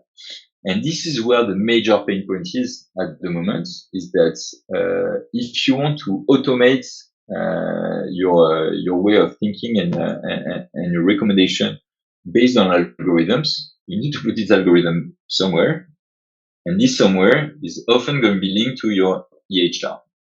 So as long as you don't have the technical capability of actually retrieving live data during your practice and use it to feed it your algorithm and to predict what's the outcome, there is a bit that's going to be blocked. And for me, this is the major blocker at the moment that is going to be unlocked within the next months or years, depending on the EHRs. And that's going to be a major revolution in our field. Can you go to the next slide, please? And I will conclude with this. So I strongly believe that the artificial intelligence algorithm will be of great support to assisting the clinician, but will never have the capability of replacing them. And in order to have something that works well, that will actually be used and useful in the clinical practice, we need first to monitor each step of the treatment as KPIs, like Carlo and Danilo mentioned earlier. We want to have to separate each step of the process and to make sure that we have something that predicts specifically those outcomes as KPI. There is a need to adjust a general algorithm that was trained on super multi-diversified data from plenty of different practices into your own practice. So rework, retrain the last bits of the algorithm into what actually happens in your practice, in your lab, and to feedback this data, to retrain and have something that is powerful not for everyone, but for your practice and for your patients. And this will lead to a standardized clinical care in your practice, but also in the others. Also, to train new clinicians, so to support in training new clinicians in your practice, and to support the whole care team into understanding what can be automated and what cannot. So thanks very much for your for this, and I will be happy to answer other questions that you may have. Thank you, Jérôme. Thank you. Very, very nice and informative. And I think that is perfectly consistent with it's a very nice continuum with the previous one. So I don't know if there are some questions from the audience, and what I would like to ask you, that in my opinion is I think the most important and intriguing aspect in this, that for machine learning, I think that a crucial point is what you mentioned, the quality of because if we want to improve the system for having robust algorithms and at the same time having robust data for, as Biana will tell later on, robust data for real world evidence, real world analysis, big data analysis. I think that we have to work a lot in terms of education at any level for, I can say, concrete, a good quality input of data. Because the problem that we have sometimes is that in the daily clinical practice, there is not always the mindset, the education, the respect of the quality of the input of the data. This is it was for so many here the main problem in the reliability of retrospective analysis, that obviously the input was not good of the data in the past. So I think that from our side, I work in the university, but at any level, in terms of education, we have to create the culture. We have to promote the culture of respecting data input. Because if at any level, in specialty trainees, in PhD studies, obviously PhD are more selected for this, but I'm talking about physician working in a daily practice. I think that we have to make an incredible effort by educational point of view in transmitting the relevance of the quality of data input. Mm. Are you optimistic Yes, on I the completely. future? So I completely concur with what you're saying, and indeed, I think for the past maybe like 10, 20 years, there was maybe a bit of a misunderstanding with what AI could bring based on data, because so this was my side, garbage in, garbage out. So we know that to conduct a clinical trial, to conduct a research article, for example, you're going to be super meticulous on the data you're going to put in. And it's going to be annoying, cumbersome, but very much required. And with the arrival of artificial intelligence, data science, we thought at some point that, well, actually we had huge volumes of data, and we could just like batch it into an algorithm, and this will make magic. But no, or until now, no. You need to have structured, coherent data from one clinician to the other, from the whole care staff to meticulously put at least all the important parameters the same way, the same system, the same units, for example. And am I optimistic? Yes, for three reasons. First one is that the EMRs make a good effort into making our life easier. So it's not always obvious, but there is a lot of improvement that is being made at the moment in structuring the data into the EMRs. Second, as more and more people, clinicians, care teams try to do research and to implement algorithms, they see that actually, well, they are more in contact with data people, and they see that there is a big interest in being more meticulous in putting this data. And third, it's going to be a bit contradictory, is that we're going to be able, with generative AI, to catch up with all the wrongly annotated data or unstructured data that is still lying around in the past medical records, and this is changing fast and going to be super useful. So I'm optimistic, but this has been one of the major blockers over the past years to actually use this in practice. So I have, I also try to take some inspiration from the audience always, but I have also, I would like to conclude this part with a philosophic question.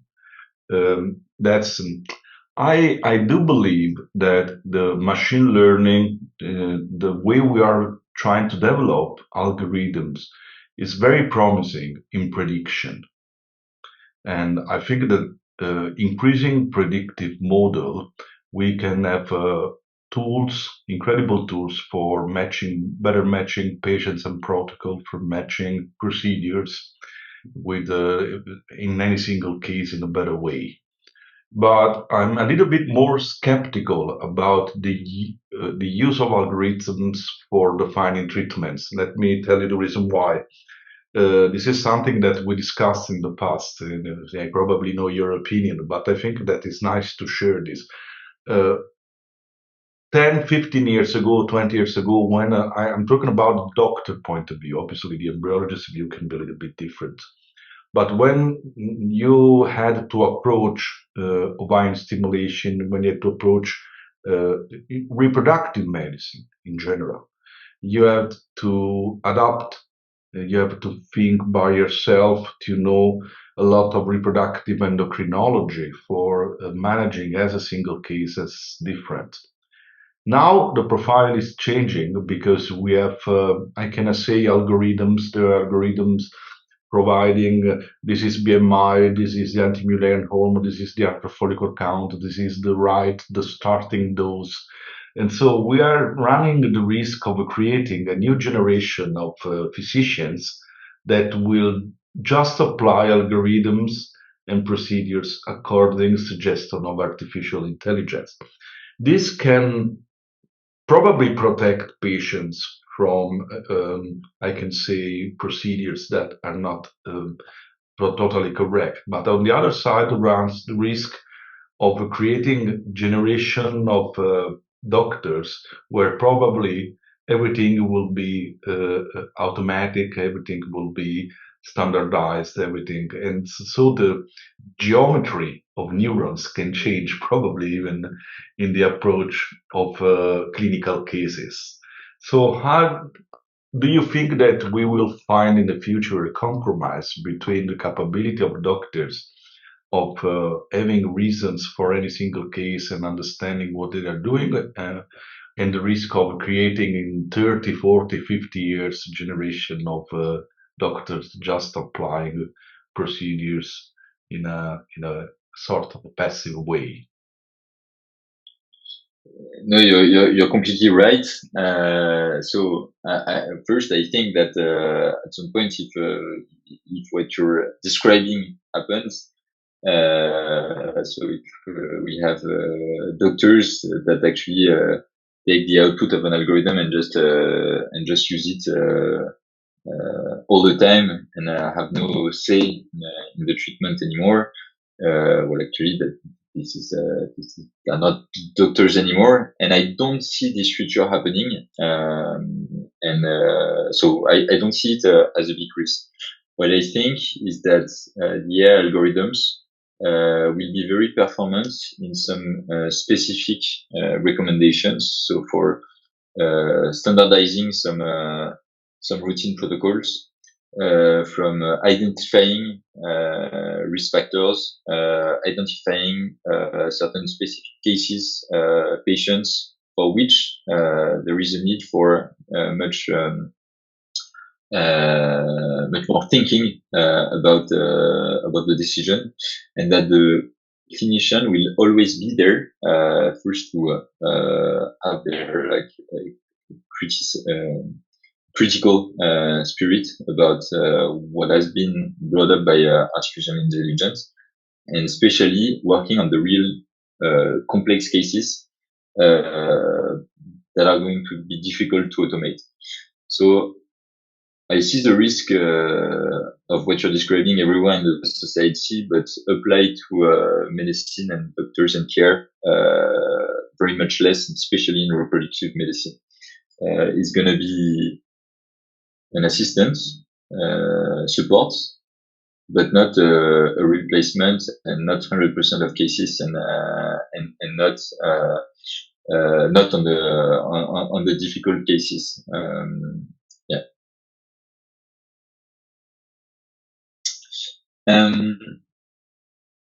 Yes, this is just.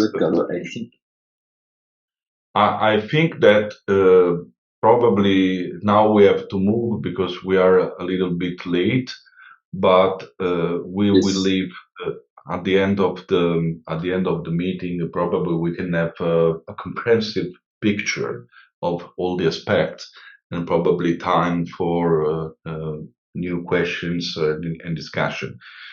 And I think that now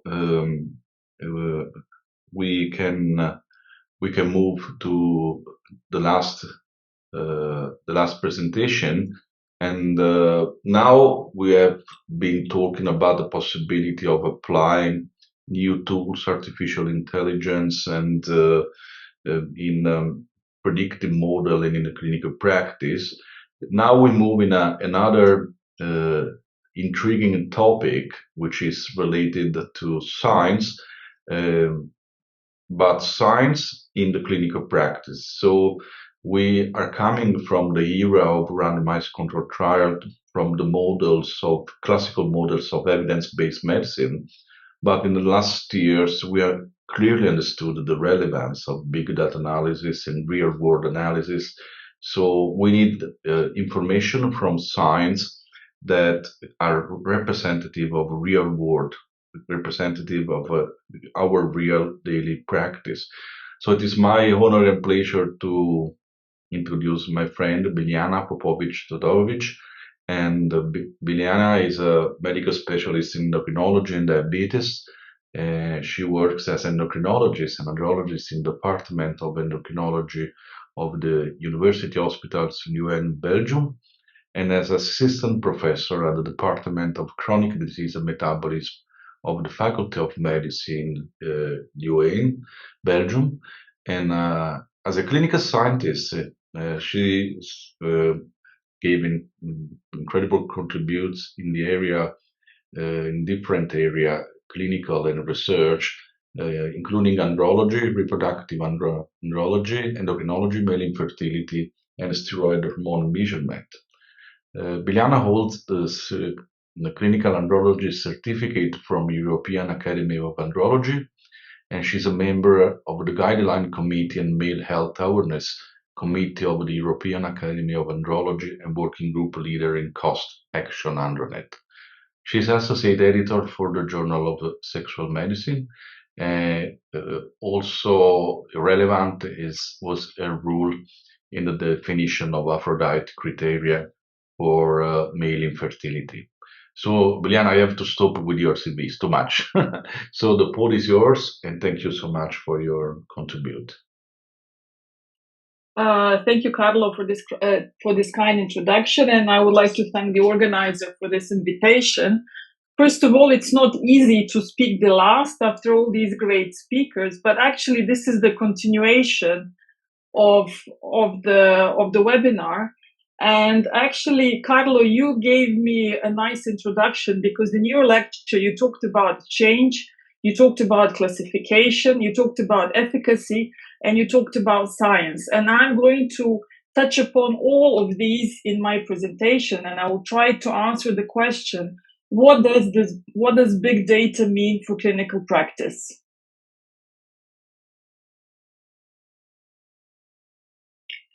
So to begin with, so the first and the earliest principle of evidence-based medicine indicated that there is a hierarchy of evidence.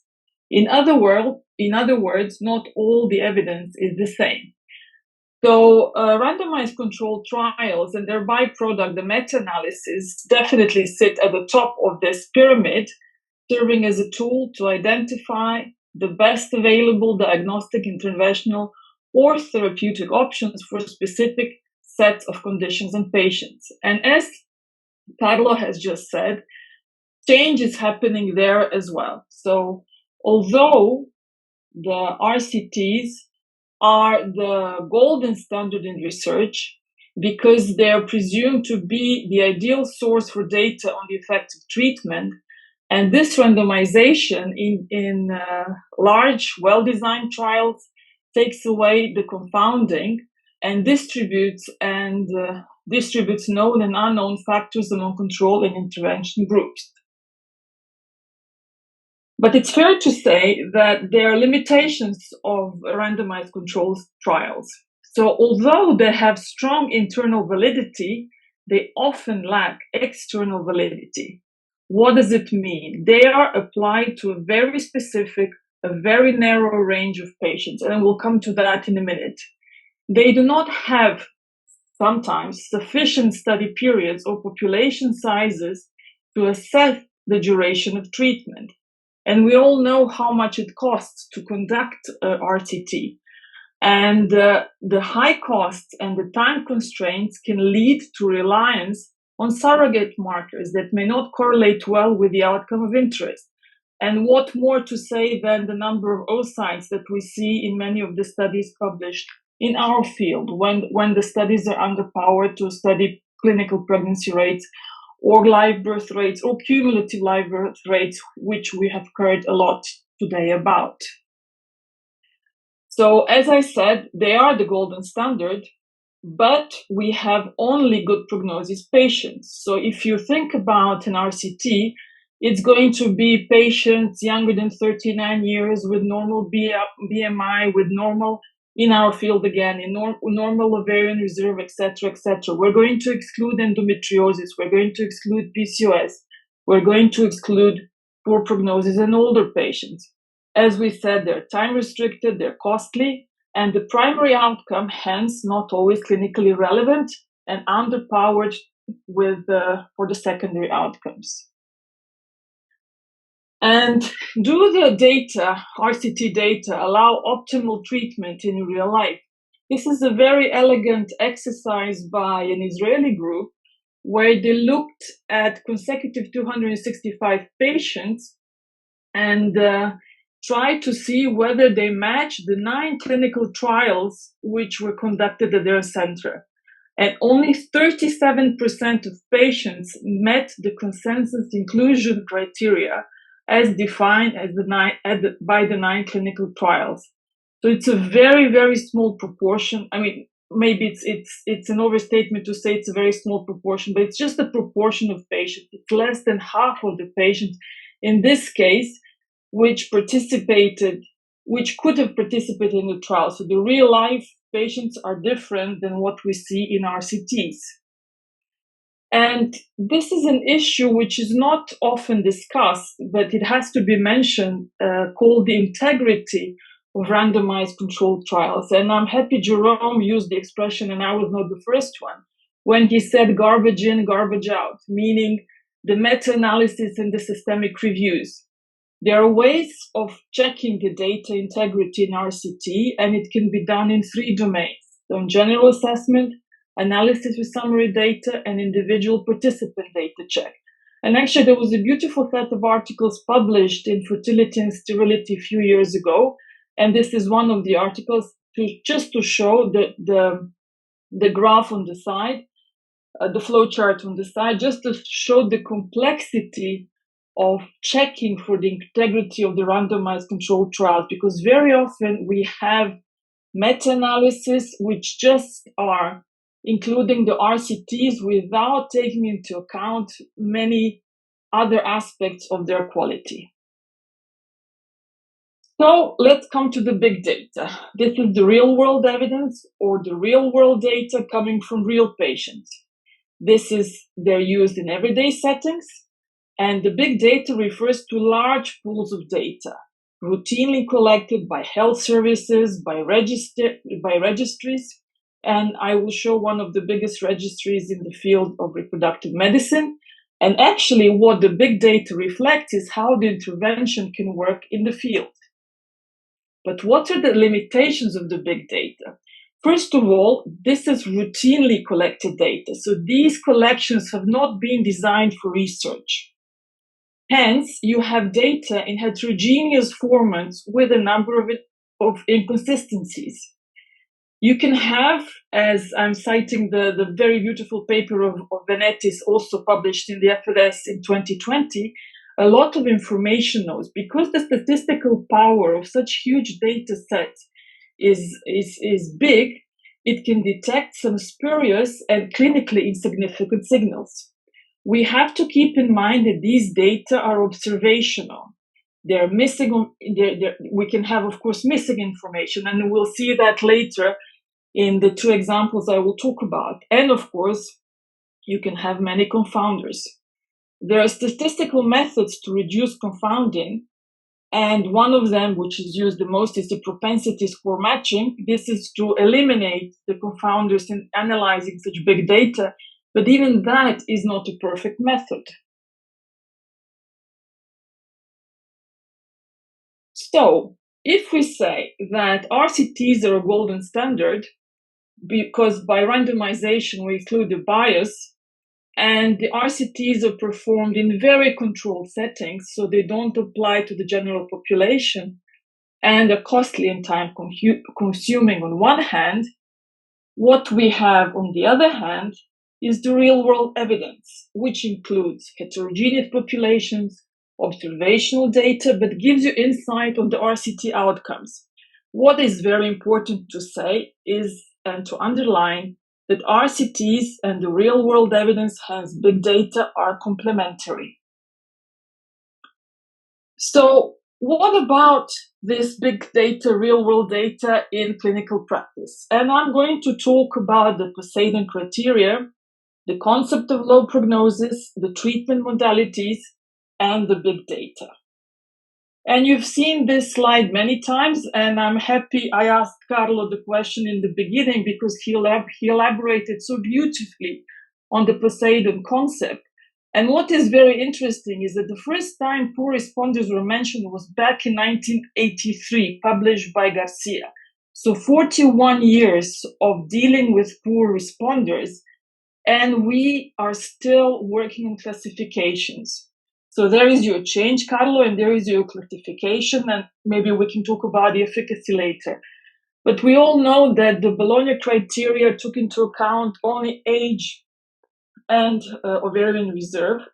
Poseidon introduces the concept, which you explained very elegantly, of low prognosis. So you have the ovarian sensitivity and the age-related euploidy rate, or actually, shall I say, aneuploidy rates, talking about the quality and the new concept of low prognosis. I will not go into detail.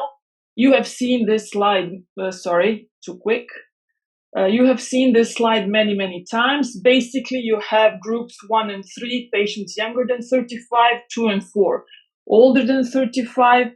Groups 1 and 2 is the unexpected poor response, so the low Fortin foyer, and the groups 3 and 4 are patients where we expected poor response. And what is the real world? What are the real world outcomes for these low prognosis patients? So, to ask ourselves maybe in a different way, does this concept work? It does. In 2021, Sandro published a very beautiful study in human reproduction. He looked at the real-world evidence, so 9,000 patients, 3 countries, few fertility clinics, and what did this study do? It was the first study to substantiate the validity of the Poseidon classification using, as I said, real-world data. Patients 22 to 42 years, first treatment cycle, and fresh and or frozen embryos were transferred until delivery of a live-born or until all embryos were used. And these are the results. So if you just look at this picture, at this graph, without looking at any details, you look at the pink and you look at the blue. The first column is the pink are the non-Poseidon, and the other 2 pink columns are Poseidon 1 and Poseidon 3, and younger than 35 years, I'm sorry. And the other half are the patients who are older than 35 years, where the first column are the non-Poseidon patients, and the second and third are Poseidon 2 and Poseidon 4. And what does it show you? It shows you that across the age groups, across the classifications, the Poseidon patients have lower outcomes. They're patients with lower prognosis. In fact, on 50% average lower cumulative delivery rate per aspiration, as elegantly showed by Sandro in this study. Talking about treatment modalities, I did not want to go into details and tell you the whole story of LH supplementation, but just to look at the different quality of evidence. So to answer the question, is LH supplementation effective for low prognosis? Let's look at the real strength of evidence. Conforti, back in 2021, was the first one who tried to group similar studies together. And this was a meta-analysis including 11 studies in women who were 35 to 39 years of age. Not high quality evidence, a lot of clinical heterogeneity in a way that you had studies of 40 patients up to 8,000 patients included, a lot of methodological variability. In some patients, the LH supplementation or the LH was introduced from day 1 of stimulation, in others day 6, day 7. So you always have to think of interpreting the evidence regarding the quality of the studies which were used in the meta-analysis. But let's look at what there is. If you look at the number of oocytes and look at the few number of RCTs actually reporting this, there were fewer oocytes were obtained in the recombinant FSH and LH group. But there was no difference in the number of mature oocytes. And here we are coming to the concept of quality. And if we look at the implantation rates, and if we look at the clinical pregnancy rate, there is a trend for better outcome when when patients were given a recombinant LH. Again, not very good studies, Not many of them reporting what they had to report, but the trend is there. What additional evidence do we have? And here we come into the real world data. And this is the German register. Almost 15,000 women aged 35 to 40 years, their first treatment cycle. And propensity score matching was done to exclude confounding. So you can see it 1-to-1. So 4,000 patients received recombinant FSH and 4,000 patients received recombinant FSH and LH.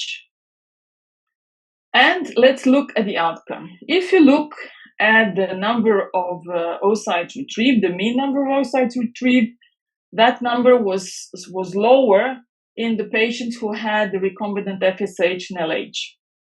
But if you look at the clinical pregnancy rate, and if you look at the live birth rate, the numbers were higher for the patients who had the recombinant LH and FSH in comparison to the ones who had only recombinant FSH. So here again is your concept of quality. But what is particularly interesting about this publication is that the authors looked at the different strata of ovarian response. So now remember, here comes into the picture the limitations of the data. So there is no information ovarian reserve, and they used the number of oocytes retrieved as a surrogate marker for ovarian, so ovarian response as a surrogate marker for ovarian reserve. And what they were interested in, of course, are the presumed normal responders who had 5 to 14 oocytes retrieved.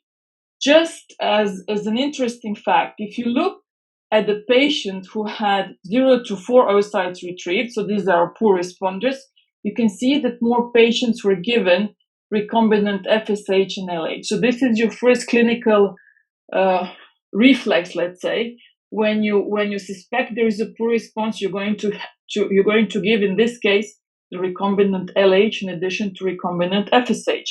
If you have a presumed high responder, more patients were treated with recombinant FSH. But we're going to look at the presumed normal responders. And what do we see? We see that on average, there were around 2,000 patients in each group.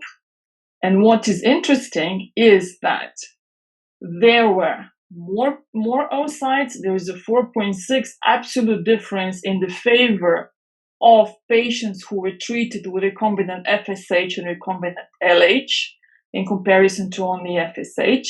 This is the clinical pregnancy rate was higher. And also the live birth, the same trend was seen in the live birth rate. So there was 3.1 absolute difference for the patients in the live birth rate who received recombinant FSH and LH medication. What does this mean?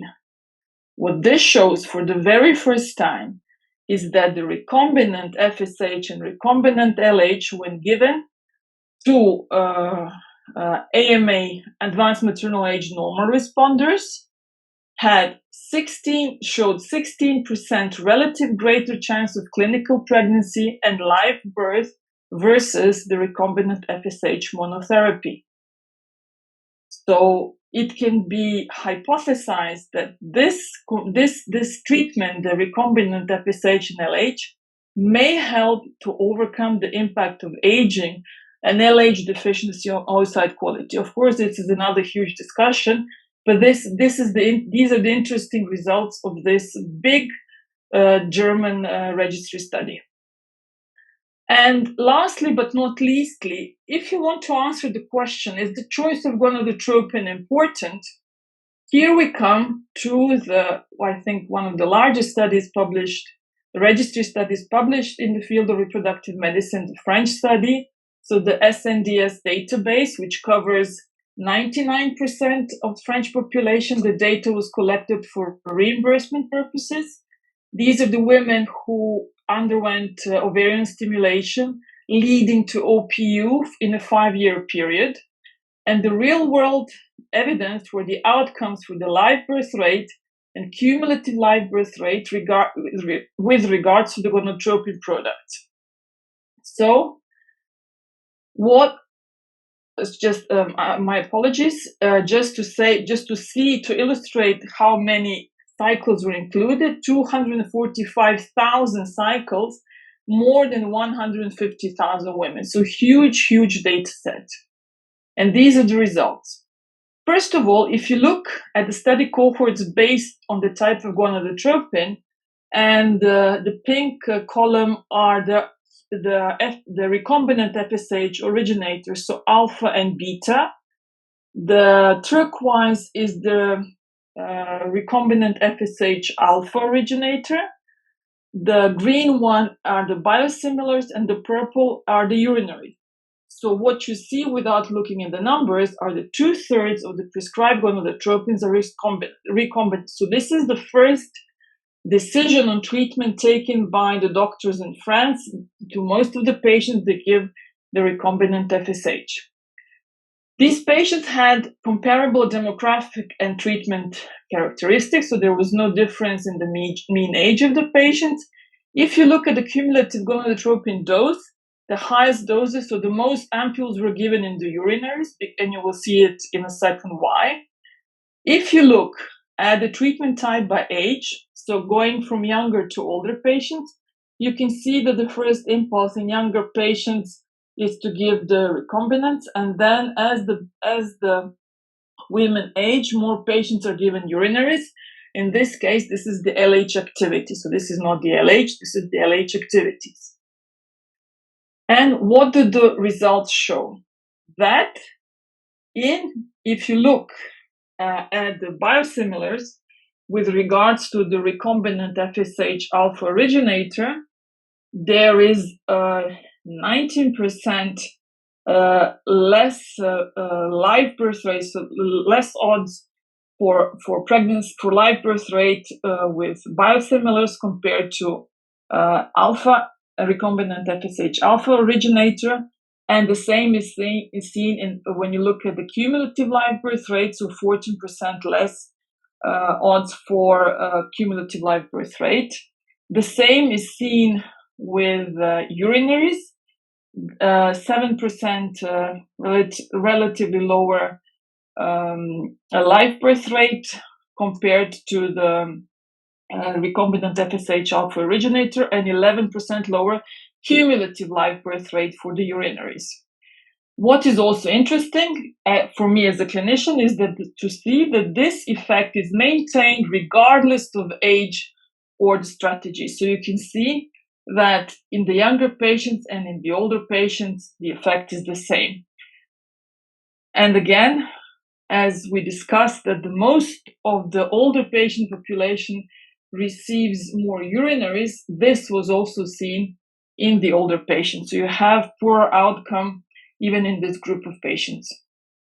So what are the strengths and limitation of this data? So this is a national database. So as I said, it's for reimbursement purposes. Data are routinely collected, and the results are consistent with recent literature, but a big limitation, there are no ovarian reserve data. So it's fair to say that no matter what we interpret, whether we interpret an RCT, real-world evidence, we have to know what quality of data we're dealing with. I think that is the main thing we as clinicians have to know whenever we read all this, because we have to make some clinical decisions based on the data that are provided. So to conclude, for urinaries, odds for live birth rate are 7% lower versus recombinant FSH alpha originator, and odds for cumulative live birth rate are 11% lower. And for biosimilars, the odds for live birth rate are 19% lower versus the recombinant human FSH alpha originator, and the cumulative live birth rate 14% lower. So, conclusions or take-home messages. So the real-world data, the big data, is definitely gaining its role in the field of reproductive medicine. And for me, as a clinician, I always like to know what is the message I'm going to take home. What am I going to apply in my daily clinical practice after listening to any lecture?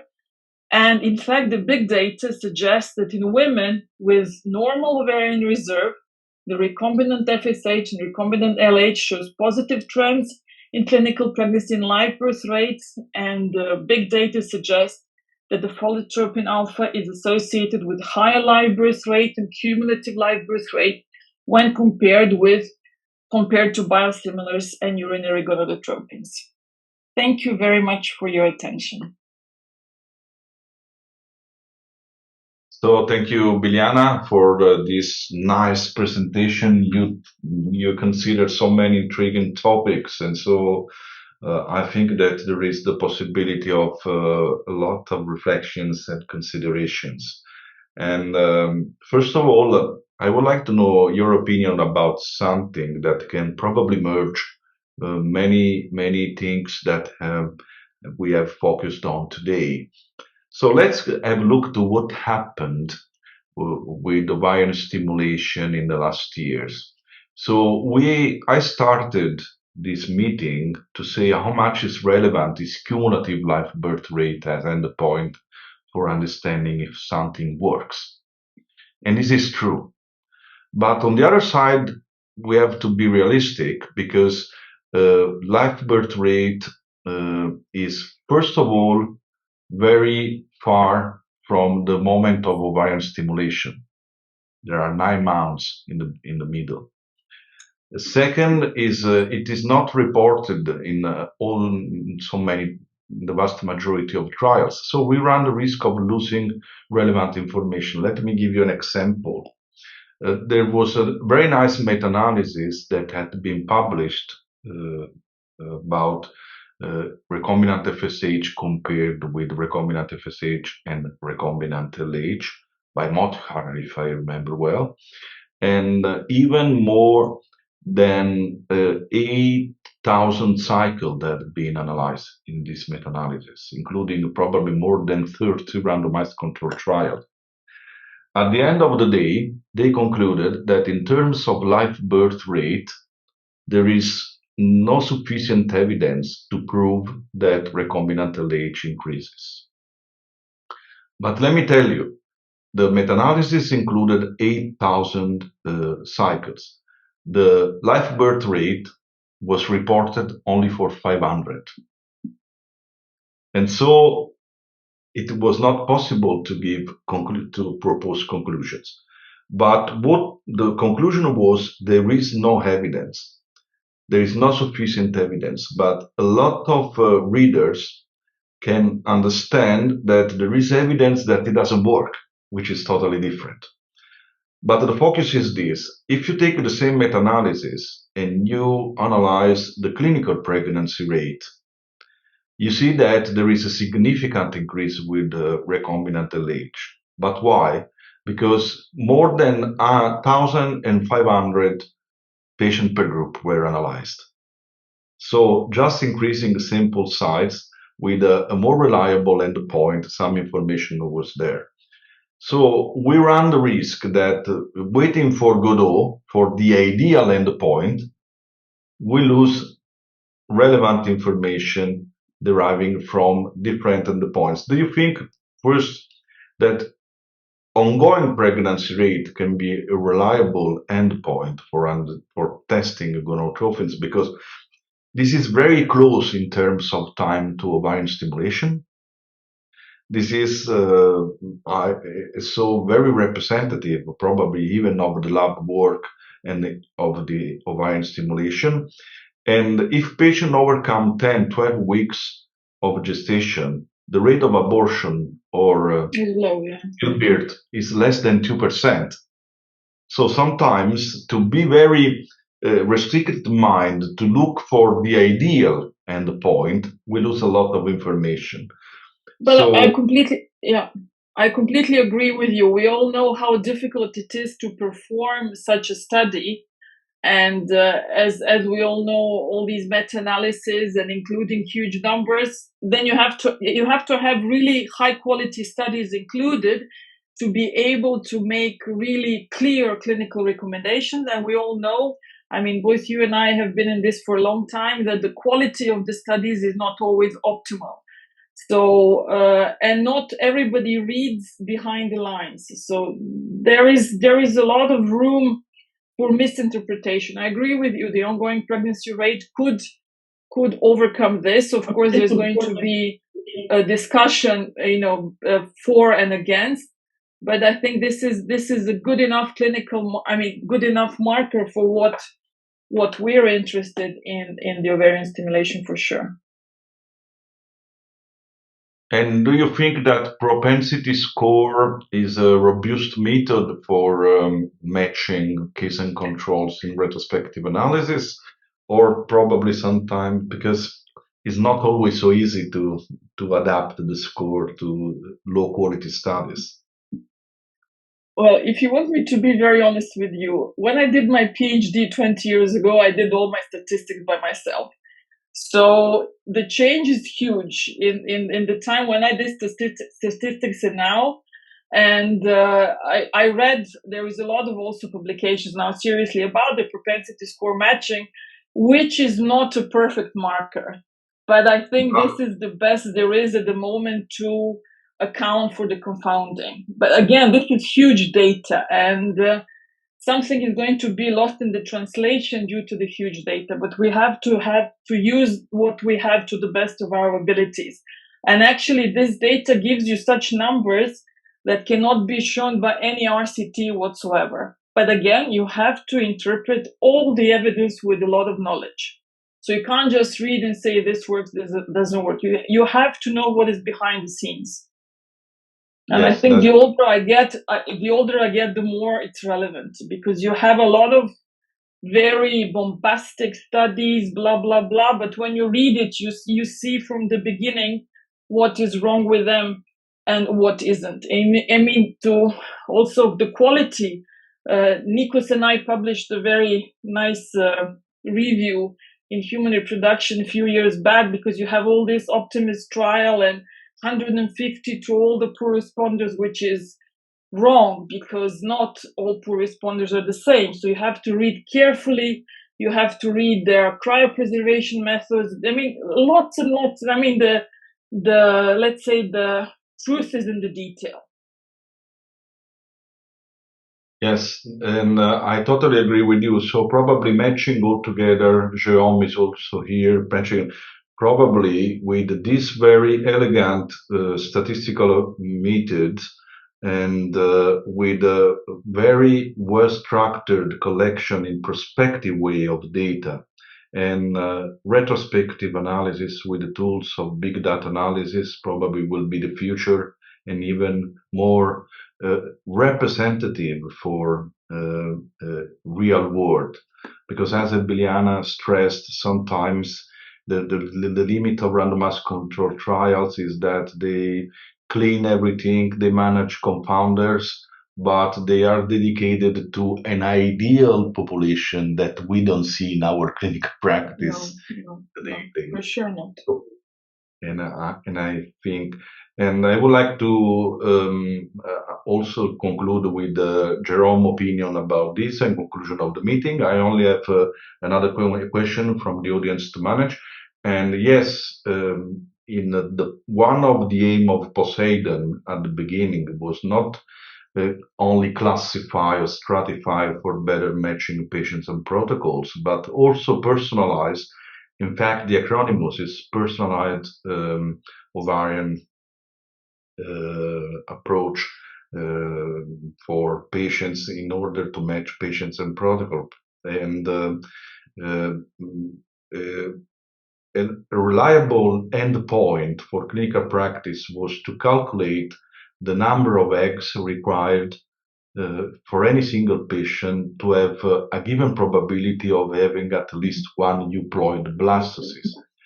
And thanks to the incredible work that had been made by Sandra Esteves and also inside the Poseidon community, at the end we had this ART calculator, which is available. And this is very nice because it takes into account, you can take the information, the features from literature or for your center, but if you put in the system the expected fertilization rate in the center for any given age, the expected blast deletion rate, aneuploidy rate, the sperm source, the system is able to calculate the number of eggs required at any given age for any given patients for the number of eggs required for having at least one euploid blastocyst. I think that this is an incredible tool for counseling because it is very effective in setting the dialogue and the aims when the counseling is performed and the patients are there. And then this is an example of a machine learning algorithm can be useful in useful tool for in a decision making way, but even more in counseling. So I think that this parameter is intriguing and worthy to be developed in the future. So Jerome, what do you think? Please put together some reflections and we can conclude the event. So thank you very much, Biljana. Yeah, thanks a lot, Biljana and Carlos. So thanks a lot to all participants and to all panelists. I think after this meeting, we now have a very good understanding of like the whole value chain from like the actual practice to the lab to data scientists and the intrication between statistical studies, RCTs, real world evidence, how we can better use all of these powerful tools now and even more in the future to retrieve when information, when insights we can get from data, from retrospective data, and prospectively from more structured data, big data, and real world evidence. So thanks a lot for all of this. I would like to thank again all the sponsors of media events for thanks to them we're able to have this this webinar. So the 14 partners from this program. Thanks again. And I would like to remind everyone in the community that after this webinar, you will receive a survey by email that you can fill in to get an accreditation. So this event was accredited and can claim hours of credit on educational activities. So thanks for filling out this survey. And I would also like to remind that everything will be available. So this meeting was this webinar was recorded and the content will be available on the media website, on the e-learning mediaacademy.com website.